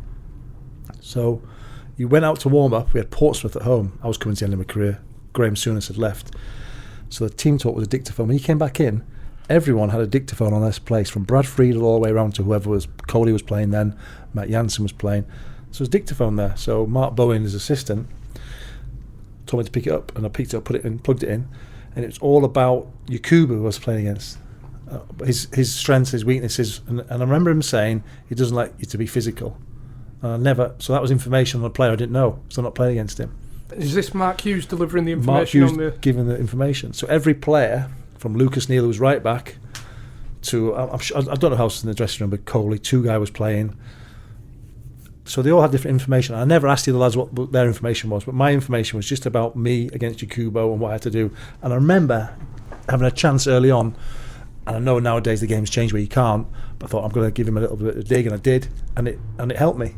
But that was only because I knew what I'd been. It wasn't a manager standing up and giving me that speech like a Graham Souness or a Walter Smith or a Neil Warnock.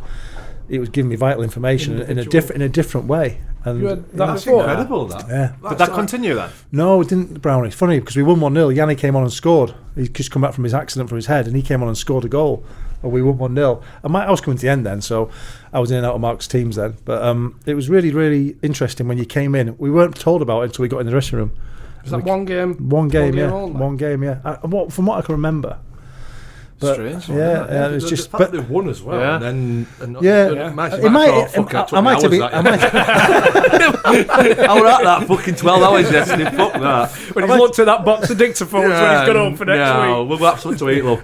I might have been dropped for the next game. No, I actually got injured, so I didn't play the next game. No, I got injured that game, so. But I thought it was different, and so I knew that everyone says you got to lay down a marker, but I think there's a huge thing still in the game is duels, whatever position you play, and my duel is going to be different to a winger's duel, but I've still got to get a better opponent. Yeah. If I get beat up in the game by you two, like Alabola did, is it Denny Alabola? Yeah.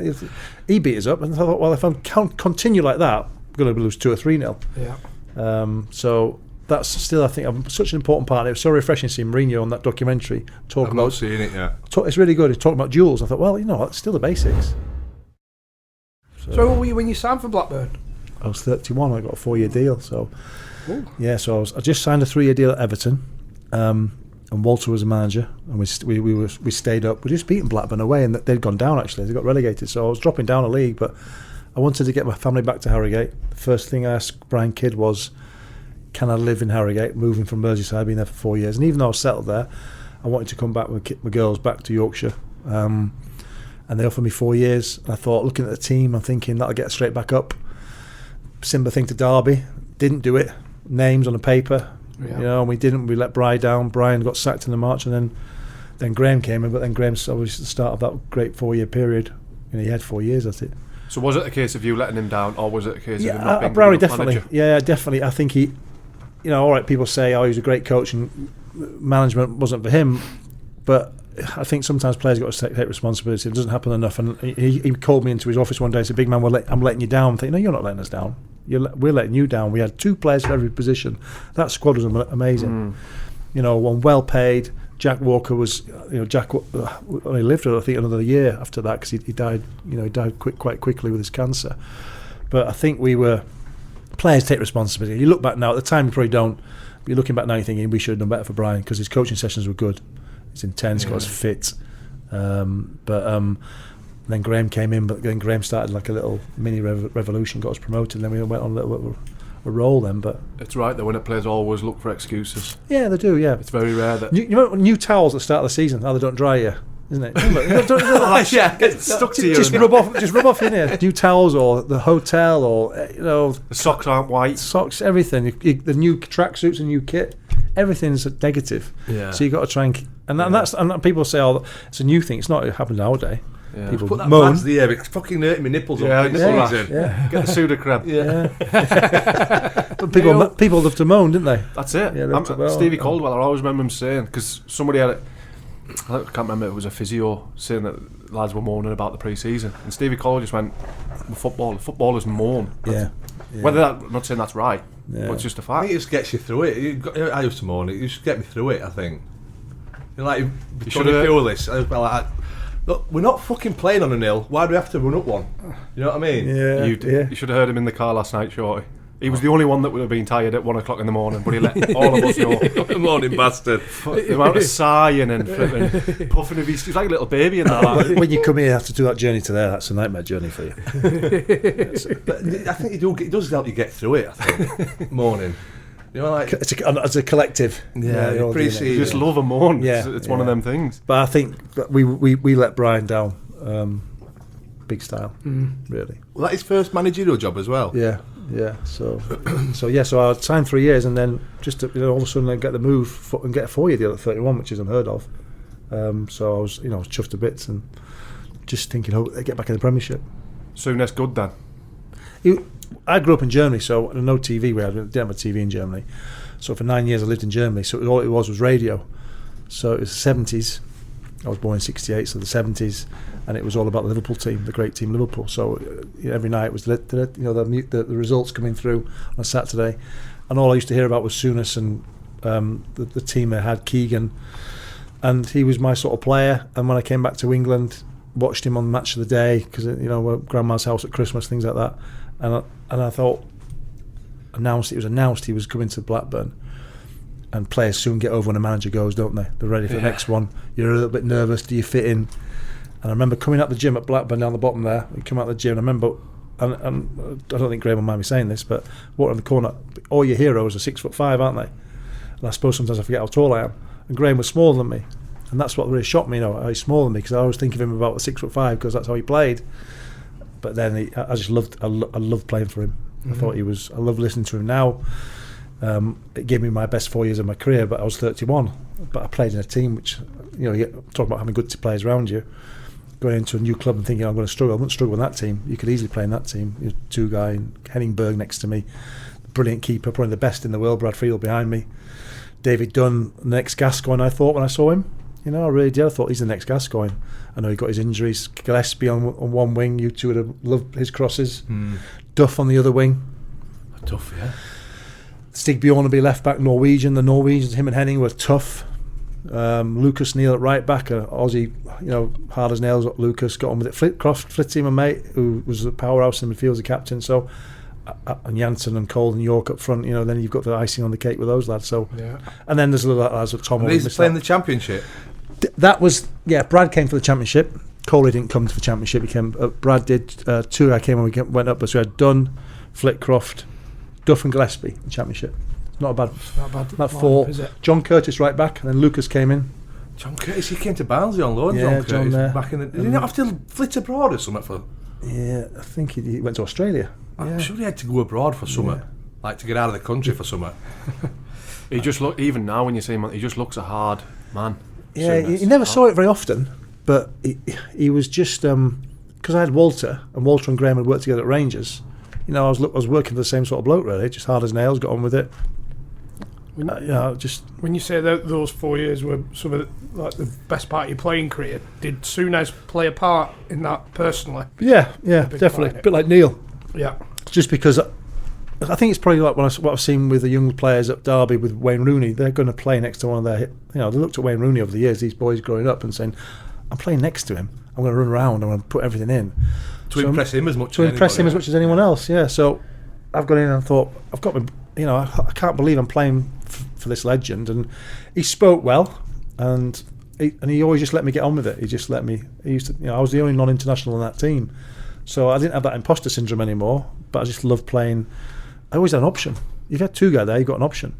If two guy was playing now in a three, like a holding midfielder, it'd be another level again. But at the time, you think he should be playing for Spurs or a Chelsea. Because somebody asked, didn't they? It seems to pop up when someone's played for Blackburn. They say how good was two guy. The best I played with. I've had Kanchelskis. Fergie was great, but two guy every week was the player. And I remember when Sparky come as a player in the Championship. And I think he continued our first year in the Prem because Sparky got man of the match in the Worthington Cup final at 37 when we beat Spurs. I remember Sparky saying about when we went away with Man U to play Galatasaray, Sir Alex said, "Watch out for this young player called Two Guy." And Mark said in that conversation, he said, "I'll always remember that because he was that good that night as well." 19, 20. Surprised he didn't sign him. I was about to say that. I wonder why he didn't have a bash at him, Fergie. Yeah, maybe he did. Maybe he did. But he had Keenan. Oh, of course, yeah. He weren't bad. Yeah. Did he get Skulls? Did he get special treatment? Tooks? Yeah. Just his fags. Yeah. Yeah, it's no myth. He did it. You walk in the toilets now, you'd be having a fag. Yeah. Because I just imagine him at Blackburn. We've had the Tarapt and you can't, those. The ones that are at that extra level. Managers just give them half a yard just to kind of they'll win us the game. I think smoking in the dressing room is probably a yard. You know what I mean? He didn't do it in the dressing room, but he was in the toilets doing it, and at half time he would as well. And he never looked as though he was ever in a hurry to. He had 9 years there. I had 6, but he had 9, and everyone I loved the Turkish Delight song. You Are My Turkish Delight used to sing, and he's just a wonderful talent. Going back to Souness, did anybody ever? Obviously, you're talking about playing. He was your hero and whatever. Did anybody ever cross him and take the piss a little bit? Yeah, we had a few occasions where people would fall out. I know Coley and Yorkie had an issue. I think Coley's probably spoken about in his book, but they came as great reputations, and for them, having those two to our squad was going to make us better. Did he sign them? Yeah, he signed them. Yeah. Coley came first, and then Dwight came later on. we had Matt Janssen as well up front. So you look at that forward line, Gillespie. I think Keith might have gone by then, but Graham used to join and train every day, and I know that it was frowned upon by Coley and Yorkie. Not him, he could still do it. That he could still join in a five-a-side, but they felt that it was unprofessional. I think they thought it was unprofessional, yeah. And it kicked off one day. We had a five-a-side, and it kicked off. I think Yorkie and Graham went in for a tackle, and Yorkie left a bit on Graham, and then you just sort of knew that it was going to go the other way. And then Graham raked Yorkie down his shin, and that sort of spilled over, and that was the last time Graham ever joined in. Yeah, so he took a step. He took the step back. Yeah, I think because it more or less training got cancelled really. Yeah. Did it kick off? Yeah, it did. Yeah, and there's a lot of little skirmishes. Remember Lorenzo Amoruso? He was there at the time. Lorenzo was handsome bugger. Tarzan. Yeah, Tarzan. Yeah. The best. Yeah, he was at Rangers. Yeah, the best physique I've seen in the game. He was Tarzan. Yeah, that's what. But he was. Lorenzo was down, so it was all just kicked off that day, and it got cancelled. And then I remember Yorkie going to see the manager in the canteen and showing him what he'd done. Because now you have to wear shin pads, don't you? Well, we make the young lads wear shin pads. He didn't have shin pads on, so he's raked his shin. And I remember Graham having a bit of a confrontation with Yorkie in the canteen and saying, 20 years ago, I've done you here, son. You can hear it as well, can't you? Yeah. But the thing is, to be fair, no disrespect to Blackburn, but York and Cole had the best days then, hadn't they? Yeah, of course. Football. They're never going to kick on again. You know what I mean? They won everything. When they walked in, when Coley came first, that was a real show of intent by the club to go again. Marquee signing type. Yeah, it was a huge signing for us. We'd got up and we'd only been up there a year or 2 years, and Coley got a brilliant goal in the Worthington Cup final. We're underdogs against Spurs at Millennium Stadium. And we had two guys didn't play. He was suspended, or I was suspended. Flitcroft was suspended. So Sparky played centre midfield that day and got man of the match at 37. And we're underdogs, up against a really good Spurs side, Sheringham and Carl, who else was in play? They had a top side, and Mark got man of the match. But Coley, the goal he scores in that game, I often say to him if I see him, how he scored it. It's like an instinctive striker's goal with the sole of his foot, sort of pokes it past the keeper. And I played against him over the years at Man U and never ever got a result against Man U. And the York-Cole combination, I don't ever see that nowadays. That little step over, I don't ever see that. I try and coach that. Leave it, or the one you should spin you pay him in. Yeah, you knew it was coming, but you couldn't do anything about it. Yeah. How disappointing was that, missing out on the League Cup final? That was my biggest disappointment. Yeah, it was my own fault for getting sent off. But yeah, I was gutted. Yeah, I was. Did you realise as soon as you'd done it? 91st minute at Fulham. Yeah. Left my elbow on Steve Marley, and I don't know. I just trying to fend him off. I said that afterwards, and I remember Mark Hughes trying to stick up with me. Mark Halsey was the referee, and I remember Sparky trying to say, "I've got the cup final in 2 weeks." I was in tears after the game. I was 34, was I? The last big chance of a medal. Even though Graham made me feel part of the squad, and Flitcroft as well down there. He made us, it was a great day for the club, but just not to play. And you didn't think you were going to win because Spurs were flying and we were struggling. We won that and we kicked on. I think we finished in the top half, so it was a bit of a catalyst for us, really.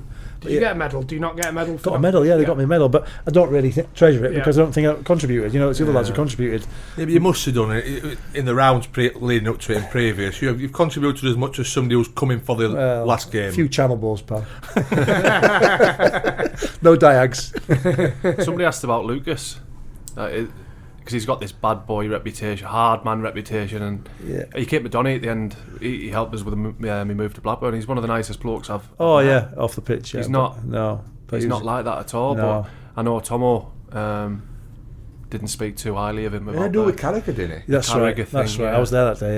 Yeah. I didn't play that day. No. It was a nasty tackle. Yeah. And then I remember Carragher being on the treatment table at Ewood, and he was in a bad way, and then I think Tomo was close to Jamie, isn't he?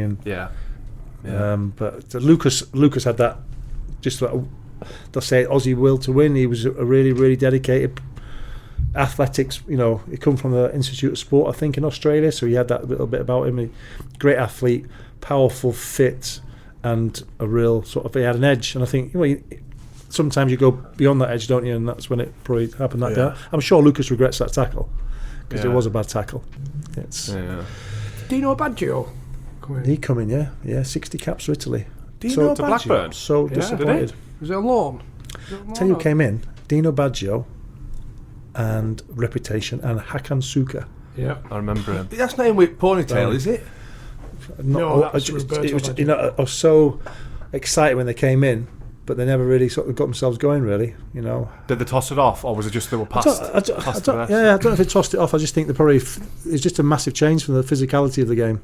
Especially for Hakan. I remember Michael Dewberry at Leeds at the time, just beat him up all game.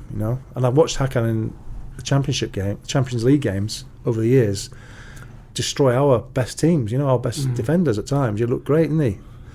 Yeah. But Turkish him. Yeah. He came in. We had 3 Turkish lads, a left back and obviously 2 guy, and then he came in.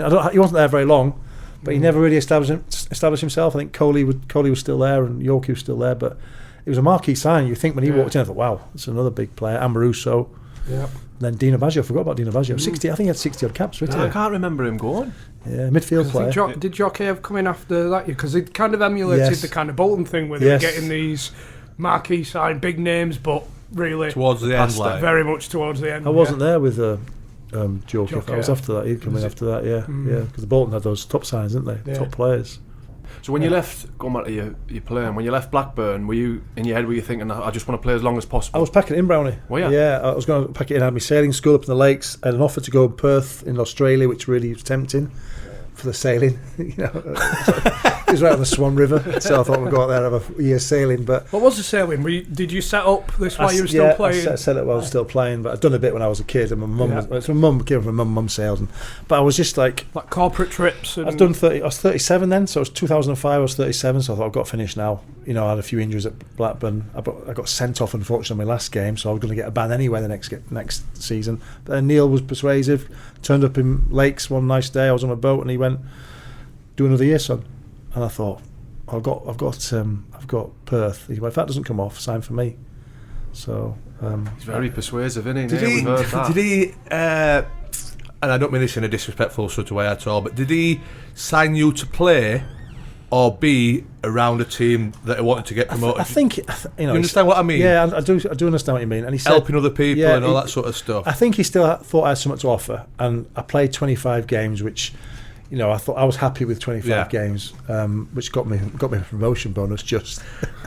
But he was, he just thought, I've seen the dressing room, I've seen the characters he got in the dressing room, and I thought I've got to finish my career with him because I thought I started with him. So I didn't want to. Perth didn't happen, Australia didn't happen for one reason or another. So it was going to go and do that year with Neil, and I was fortunate. I got finished off on a promotion, with a good club, a great club. Look at them now, watching them now.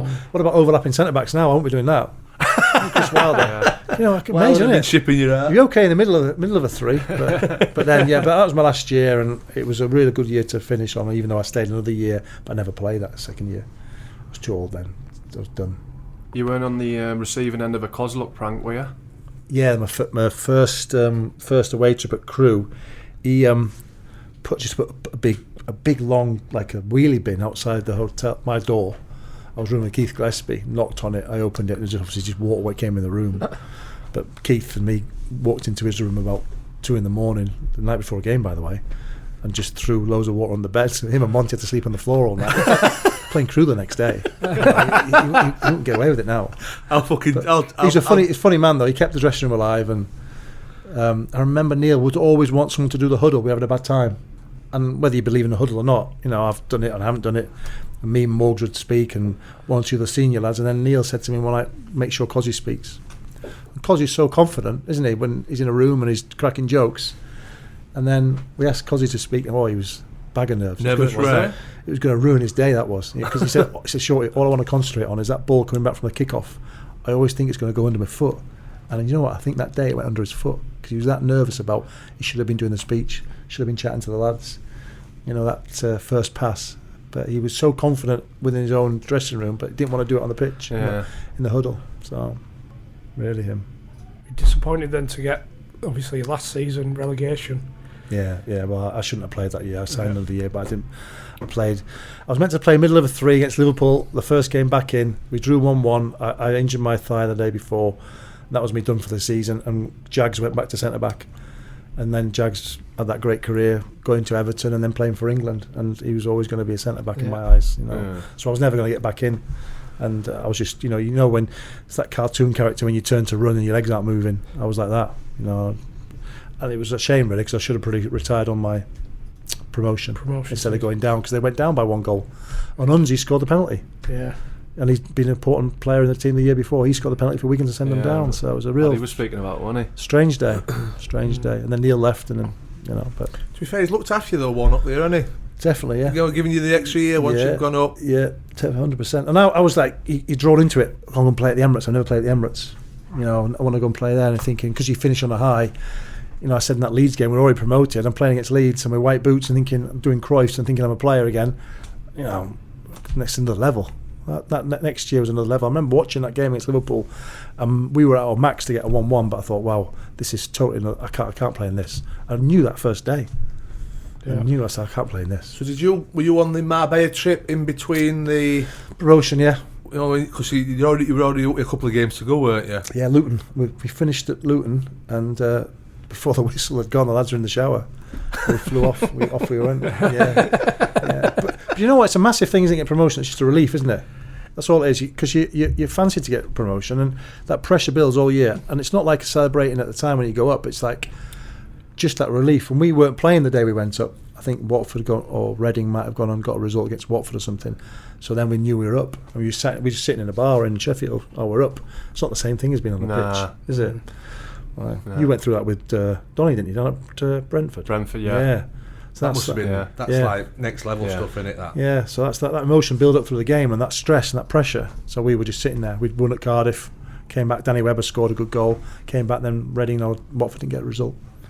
That's how Liverpool won it, wasn't it? Yeah, it must be, and that's tough for them, isn't it? Yeah. Thinking, what the season they had, you think they'd like to be playing in the game in front of their own fans, but probably going to do it again this year. Mm. Did you know when your contract was running out and you were knocking on the head? Did you know that you wanted to go into management? No, I wanted to walk away and finish completely. Yeah, I didn't want to. It's not because I don't like the game. It's because I just wanted to have a break from being told in July what you're going to do for the next 10 months and not being your own boss. Yeah, and that was the beauty of the sailing school. You know, I wanted to just sort of have a time out, and then I'd not even done my qualifications, Brownie. So I say to all young players now, do your qualifications. It's easy for me to say because every summer I wanted to have summer off. I didn't want to go to Lilleshall and do my B licence. I didn't want to have spent 2 weeks away from my family. And it's a grind. You know, it's taken me 10 years for it to get through to my pro licence and do that. It's a real grind. So start them young. But when these young lads now are playing 12 months a year sometimes, it's hard, isn't it? You know, the internationals. And when do they get a break to do that? So, but I never did my qualifications. So I was really, really on the back foot when I went back into the game because it was totally new to me. And I thought it's like playing again. How long did you have? 3 years. 2-3 years, yeah. You used to do pharmacy as well. Do you know what? That's on Wikipedia, isn't it? Yeah. I'll leave it on there, but it looks great, doesn't it? I'm a good degree in pharmacy at Reading University. Yeah. I don't know why that's on. My wife. I brought my prescription. My wife was talking about it the other day, and she's an academic. She was at Oxford University, and she worked hard to get where she did. You know, she was there, and I don't know what she's doing. I said, "You're with another academic here." You know? But she said, I put one on mine. Fuck it. apparently you can remove it, can't you? Ads from Wikipedia. So I've got a degree in pharmacy at Reading University. Yeah, so I could go back to that. You know, The thing is, you can take stuff off, but I've tried. Mine's riddled with flipping bad things. I can't take my sex tape off, and I can't take my paintball shooting off can't you? for some reason. Because I've made sure it Surely, It does go off. You keep putting it back on. It's undeletable. You can't. I've tried to take it off, but they're saying it's something to do with I don't know. There's a reason why you can't take it off. I should get that off really because a lot of people ask me about that. What was it like at Reading University? When did you have time to go to Reading University? 5-year degree. He's an intelligent lad, that short. Like Gareth. So I didn't do my qualifications. So luckily nowadays in academies they're looked after straight into the BTECs and looking after them for educationally. But no, I finished sailing qualifications and all right, go and get your B licence. Oh wow, and that is pressure, isn't it? Yeah, that is pressure. It's a slap. You had so many pharmaceutical questions, didn't you? Lined up. My wife's got a bad back. What do you think you do for it? So you went to Hungary. How did that come about? Sheffield United owned Ferencváros, and Simon McCabe. I'd just gone through a divorce, and I was doing some running in Harrogate on my own. And Simon McCabe is the owner's son of Sheffield United, and he's a Scarborough lad, so I've known him for quite a few years. And he said, "Do you fancy going and work out there?" And I just thought, it's coming into winter, so the sailing school wasn't working. And I just thought, I've got no qualifications. I won't get a job in this country. You need your qualifications. It's okay ringing up your old club and saying, "Can I come in?" Sure, you go and get your qualifications. Yeah. And I was on my B licence, so I went out there, and I thought I'll go out there September, come back in Christmas, and that'll be it. And I ended up being there 2 years, and it was just a massive learning curve. It was a shock, Yeah. On the field as well as off the everything, field. Everything, yeah. I was away from my family. I've got 2 young daughters. I thought I'll give it a go. Homesick, I see kids homesick at 20 now come into academies, and I say, "Well, don't worry, I was homesick at 40. It's an horrible feeling." And I went out there, beautiful city, well looked after, a lovely apartment in the middle of the city, but I was thinking at times, what am I doing here? That sort of same feeling when I was in the tunnel at Highbury. What am I doing here? But I had to give it a go, and I know not many English coaches go out there, but if you get the opportunity to do it, any country, I'd go anywhere, because you make some wonderful friends, wonderful memories. Some bad memories as well, of course. But if there's an opportunity to work in the game and that's what you want to do, you've got to take that opportunity. And it was first team. It's Ferencváros with the big club out there, the Manchester United of Hungary. They're not comparable in size, of course, but I was just thinking, I've got to do this. And Bobby was great to me. Bobby Davison was out there already, and he looked after me, and he knew I was going through a bad time in my life anyway. But we sort of made up for that by one night. We said we better not have any more big beers, we better stick to small beers, because it was just, we could go out every night. It was so cheap to eat and drink out, and then do our job as well. So did you come in as an assistant? Player assistant, yeah. 40, yeah. Yeah. You couldn't give it up, could you? Yeah. I played 2 games. White boots? No, white boots, but I tell you what, we were deep. We were very deep. These young lads looking at me and thinking, I remember it's when, do you remember when Socks came out with L and R on, left and right? And I was making my debut in Hungary. I think it was Videoton away or something, and they were top side.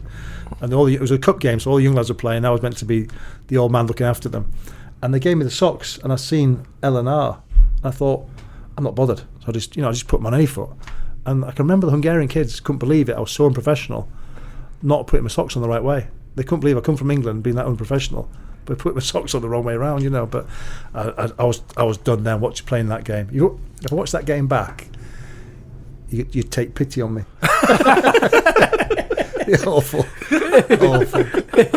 But then I wouldn't be working in the game now if it wasn't for that opportunity. I don't think. Yeah, 2 years there, and assistant to Bobby it was all day. Train in the morning, the first team, coach the academy afternoon, and then continue that for about 6 months. And there's a few English boys out there, Sheffield United boys, but winter break was great. Came back for that, but just missed the family a lot. So you just have to make the most of your time together in making relationships, and the people out there looked after you. But it was scary at times. The ultras were on your backs. And so we hear this about everybody who seems to go abroad.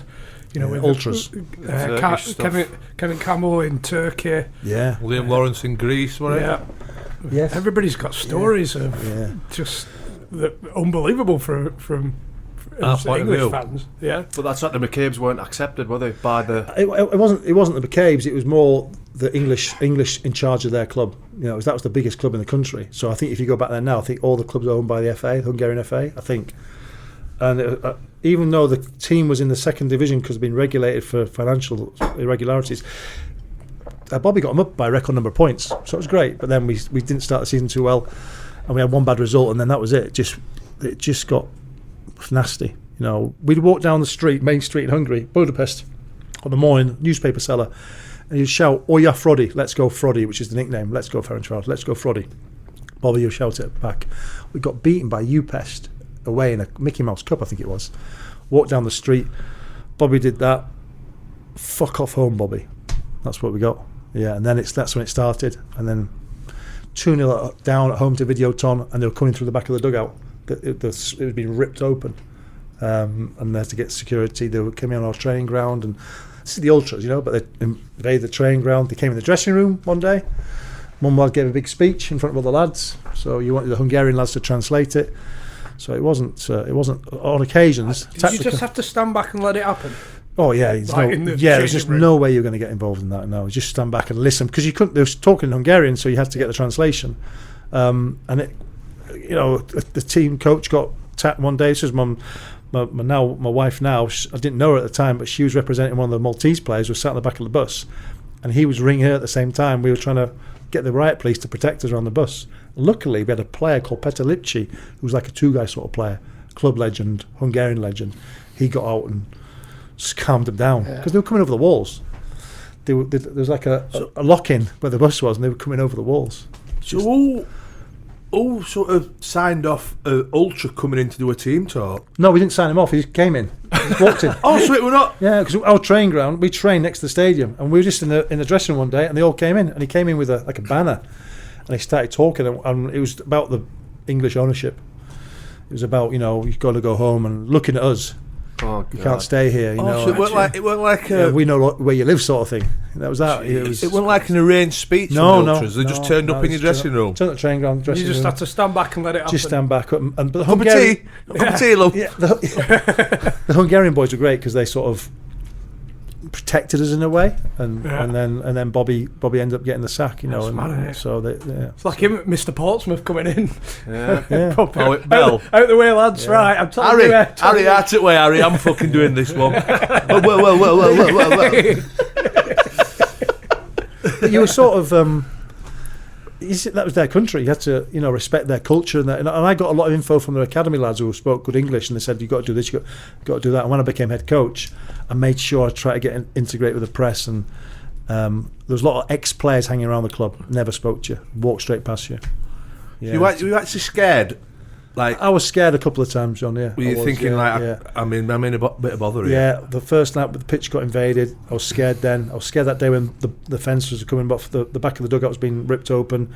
Bobby wasn't. He didn't seem scared, but I'm sure he was. To get out of that stadium, we got back to 2-2 by the way. So we were 2-0 down with 10 to go. We got back to 2-2. So we managed to get out of the stadium. But the night I was doing my first game when it got abandoned, that was when I thought I've got to go home now, because it was just getting ridiculous. Yeah, I'm thinking, the young lads on the pitch, the young Sheffield lads, academy lads, what educated. Talk about player development. That's player development. That's coach development. Yeah. How to manage that, and then. If you get a player who's really cocksure now, you can just say, go on. He doesn't need to go down the leagues. He needs to go get him over to Hungary. Because Matty Lang was over there. Matty was there. Matty was doing very well. He's gone on to great things. But I just thought it wasn't a place for young lads to be. I didn't think it was a place to be. Too much for them, really. Too much. It's too much. It's too much for people like me and Bob. Because we got concerned. And then, fortunately, after that game, they banned all fans in the stadium. So we played second and fourth after that, and we got 2 1-0 wins because they could play with no pressure. And I was delighted because there was no one coming through the back of the dugout.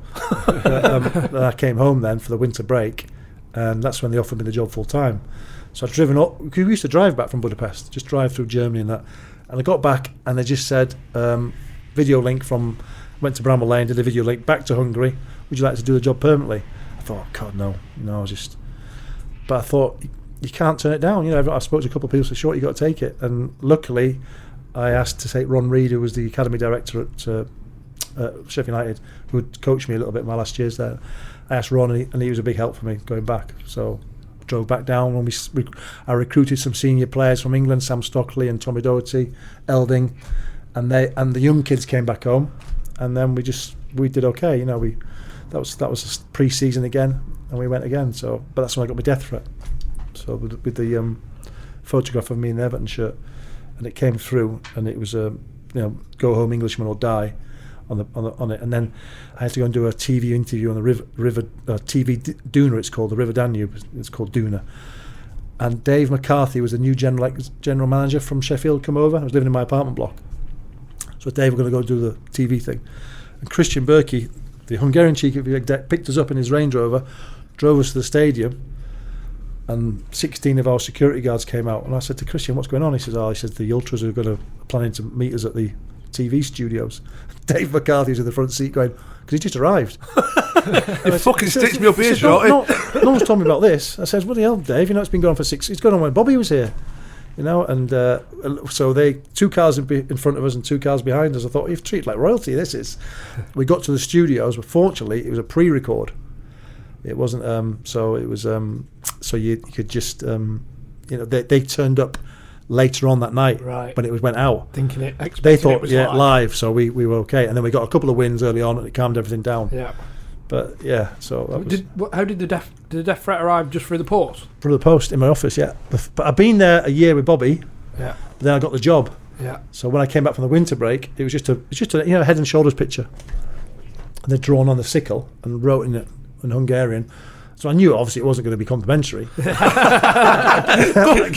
luck, Shorty. I gave it to the Hungarian chief exec, and he went. It says "Go home, Englishman or die." And he says, I think Bobby had a couple of those. So do you think they've ever acted on it or not? I don't think. You think it's just a bit of bravado type thing with them? I mean, we've been to Krakow Derby, right? And I was scared fucking shitless. In Poland? Yeah. I was absolutely petrified. Couldn't wait to get out. But you don't know if it's just bravado or not. No. Well, this persona. We were in the Lions. I wasn't going to risk it, you don't want to take the chance, do you? No, I was just. But generally, it was a great experience. And you look back, you always remember the good times, don't you? My last night there, 2 ultras grabbed me in the bar and pulled me to the bar. I've been out with the Hungarian lads. They bought me a few drinks. A thing called Parlinka, which is quite a strong shot. I thought, I've got to go. I'm flying back home tomorrow. As I walked out, they had these T-shirts. I can't remember what the T-shirts were like. They were black. I thought, the ultras are there. And we'd lost that day against Honved, another local rival. Yeah. And I got, dragged to the bar. I thought, I'm in trouble here. And they put another bottle of Parlinka out. And they were great. They spoke really good English and said, you've shown respect for the club and the new signings have done well. And I knew the English boys would come in, like Wedge and Sam Stockley. When they came in, they sort of took to the culture and they sort of joined in, with the Hungarian lads. And I think the feedback from the Hungarian players about the English lads was good. Yeah. But I mean, Wedge used to speak about regularly. Sam Wesbury, we've had on. He loved it. He says it was fucking brilliant. Yeah. He took to it really well. Yeah, but as a player and a coach, going abroad, recommend it, but you've got to buy into it. You can't just think England's brilliant and England's this. That's their country. They're very proud. And, but if you got the chance to take the Ferencváros job again, would you take it? They've beaten Celtic, haven't they, last week? Yeah. 2 weeks ago, beat Celtic. Yeah, it's mad because there's loads of people come out and went, who were these Ferencváros or whatever? We've never heard of them, but the Hungarians number 1 team. Yeah, they won the league last year and beaten Celtic in the Champions League qualifiers. So it's the worst result Celtic have had for a long time, isn't it? But saying that, I've just tried getting you another job there, and you've just got this one. Would you take the Ferencváros job? No, I'm very happy where I am. No, I won't go abroad now, but I think any young coach go abroad or a young player. Did you do the Atlantic before or after Hungary? Before. That was in your 3 year. Yeah, that was when I had my little time so you can do it with the ultras then if you've done the Atlantic. Yeah, well, yeah. Well, at the time I wasn't thinking that, but it was just I'd always had an ambition to say Atlantic because I'd done my sailing, and I was sitting in a bar one night reading a magazine on my own. It was a yachting magazine, and I just thought an advert to go and compete and do a race across the Atlantic from Gran Canaria to Caribbean. And I managed to. You pay for it, of course. And I wasn't going to be picked as a sailor because I wasn't very good, but. So I paid, flew to Gran Canaria, got on a boat, 200 boats race across from, in November it is, but it's nice in November, and you go across and it takes you it took us 18 days. We came 50th out of 200 boats, so we did okay really. I thought you were going to say 50 then. Who's other boats? They're like, what happens is people take all the boats out of the Mediterranean for our winter to the Caribbean to get them away from our winter and to have a time, then they bring them back the year after. But then also there's people who have businesses, it's their corporate business. So we have 6 crew members, so us 5 in here could go and pay to be crew. A skipper takes you across and he teaches you how to sail as you do it. So there was only me as a okay sailor and one other person. The other people who couldn't even sail, they were taught on the way over. But so you weren't really racing, it wasn't like what you proper racing, but it was a great experience. We caught a marlin bigger than me. Oh, you're fishing on your way, like? Yeah, caught a marlin. We fished all the way. Look at your tea. That's why, John. We weren't racing. You would be racing and trying to fish, but we caught loads of fish. You just take a couple of tins of John West tuna, wouldn't you? Save all that fucking hassle. Yeah, we ran out of stuff, So it was just quite a few people on the. Yeah, it was quite a few people on the crew. The 6 of us, yeah. So we went out there, and it was the captain and first mate. They were boyfriend and girlfriend, so they were great, and they were just. It was just a different. He said, "You'll go through every emotion." You certainly did. Yeah. Scared, bored, excited, terrified. Saw whales, got hit in the face by flying fish at night when you were bang and you thought, what was that? You know, it's just dolphins, the stars at night, and you're just out there with no engine, just sails all the way across. 18 days, and some nights you weren't even moving. So what if there's no wind? We're there, sitting there. He's sitting there one night in fog. I'm thinking, we've got no engine, we've got no wind. What happens if that 1,000-foot container ship comes through here? You know, or a cruise liner. We saw a cruise liner one day go past us, but that was the only time you feel a little bit nervous. But we had a storm. We had a tropical storm called Olga. That was quite. Oh, what am I doing here? What am I doing here? That was. I felt very, very small in the world. Excuse my ignorance here in terms of sailing, but so is the wind always going to be going that direction? Yeah. What they do it for is because it's called the northeast trade winds. So the northeast trade winds come down from Europe and go straight across the Atlantic. So you really go. It's called downwind sailing. So the wind's behind you. So you're guaranteed that. Yeah, but then if the wind's going in front of you, you can sail into the wind. Right. It's called tacking. You know, but basically, it's so much easier if the wind's behind you, of course. Yeah, and you just it's so much easier with an engine, wouldn't it? You know what I mean? We had an engine, John. It didn't work. And it broke down. When you finished fucking 50th. no one. He said, "Get them paddles out." He said right at the start. He said, "We're sailing across. We're sailing across. We aren't using the engine. The engine used to charge up the batteries, but the engine didn't work anyway. So we did sail across. It was great. So you're just there waiting for the wind and pushed along by the wind and the waves behind you. You know, and it was a great experience. But it was some relief when you got there and. Yeah, it was some achievement. You lost some weight, by the way, and you sleep deprivation. You know, you were 4 hours on watch in the middle of the night, and then 8 hours off, and then you have to get up to change the sail. Or when this little tropical storm hit us, that was then thinking, wow, I can't even hear what you're saying to me from that distance. Was it that bad? Yeah, it was, because it's weather like this every day. Nice, beautiful weather. And you could be on a lake, just bobbing along. There was no concerns whatsoever. But because it's night time and it's dark, and then you can't hear your captain speaking to you from 3 or 4 feet away, trying to get sails in, and you can't see anything. And that's what was scary. And then he put a big light on over the deck, and it shines up. Then it shows you the waves that are coming into you. So that was 15 minutes. Then I was like absolutely terrified. You know. So what you do in a storm then? You just put the sails down? He was like a cabin steward on an airplane. You know, he hit turbulence. He wasn't concerned. Was he not? No, he was so. I bet that made you feel bad. Oh, 100%. I kept looking at him. Yeah. I kept looking at him because the rest of the crew were frightened to death. It was warm. He had my boxers on, life jacket clipped on, so it wasn't cold. But he just thought, let's get through this. Please get through this. I was praying. You know, I was a little prayer. You know, think what am I doing here? Only 4 days ago I was in the pub. Reading a magazine. Now I'm doing this. Roger the cabin boy. That is a spontaneous trip. Yeah. Okay, we'll do Atlantic Thursday. Yeah. Sunday afternoon, twatted. Book it now. Get on that internet, book it. We'll do it Thursday. Yeah, but it was something to just nice to get what I wanted to do, and after I finished playing, I wouldn't do it again though. How did you end up working with Gary Bowyer then? I honestly, Barry, it's a really good question. I was working as under-16 coach at Derby, and then out of the blue he rang me. I texted him to wish him all the best when he took over the job as caretaker, but we didn't really know each other. I don't think I even met him, just because it was my old club and it's a good club, and I'd spoken to people there who spoke highly of Gary, so I just texted him out of the blue, and he rang me in the summer and he said, do you want to come work at Blackburn again? I was living in Harrogate. I thought, wow, that's great. I said, yeah, what do you want me to do? He said, well, you name what you want to do. I went, so I was in recruitment and doing the 16s at Blackburn, at Derby. So I said, do you want me to come and do your 16s or recruitment or something? He said, no, come work with the first team.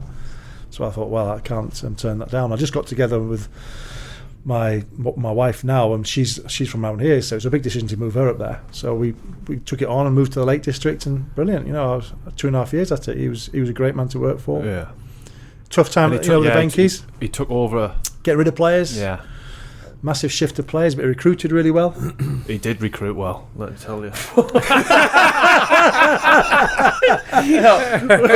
Our second game, we got beaten up by Doncaster away, and that's when you it was grand. Yeah, even Sir Alex Ferguson, for every Cristiano Ronaldo, they want a fucking Mbappe, want they? It was a Jemba. Yeah. Walter Smith said to me once, he said, if you sign 10 players, you get 6 right, you've done well. Yeah, that's what take that, said. you? Yeah, you take that. 60%.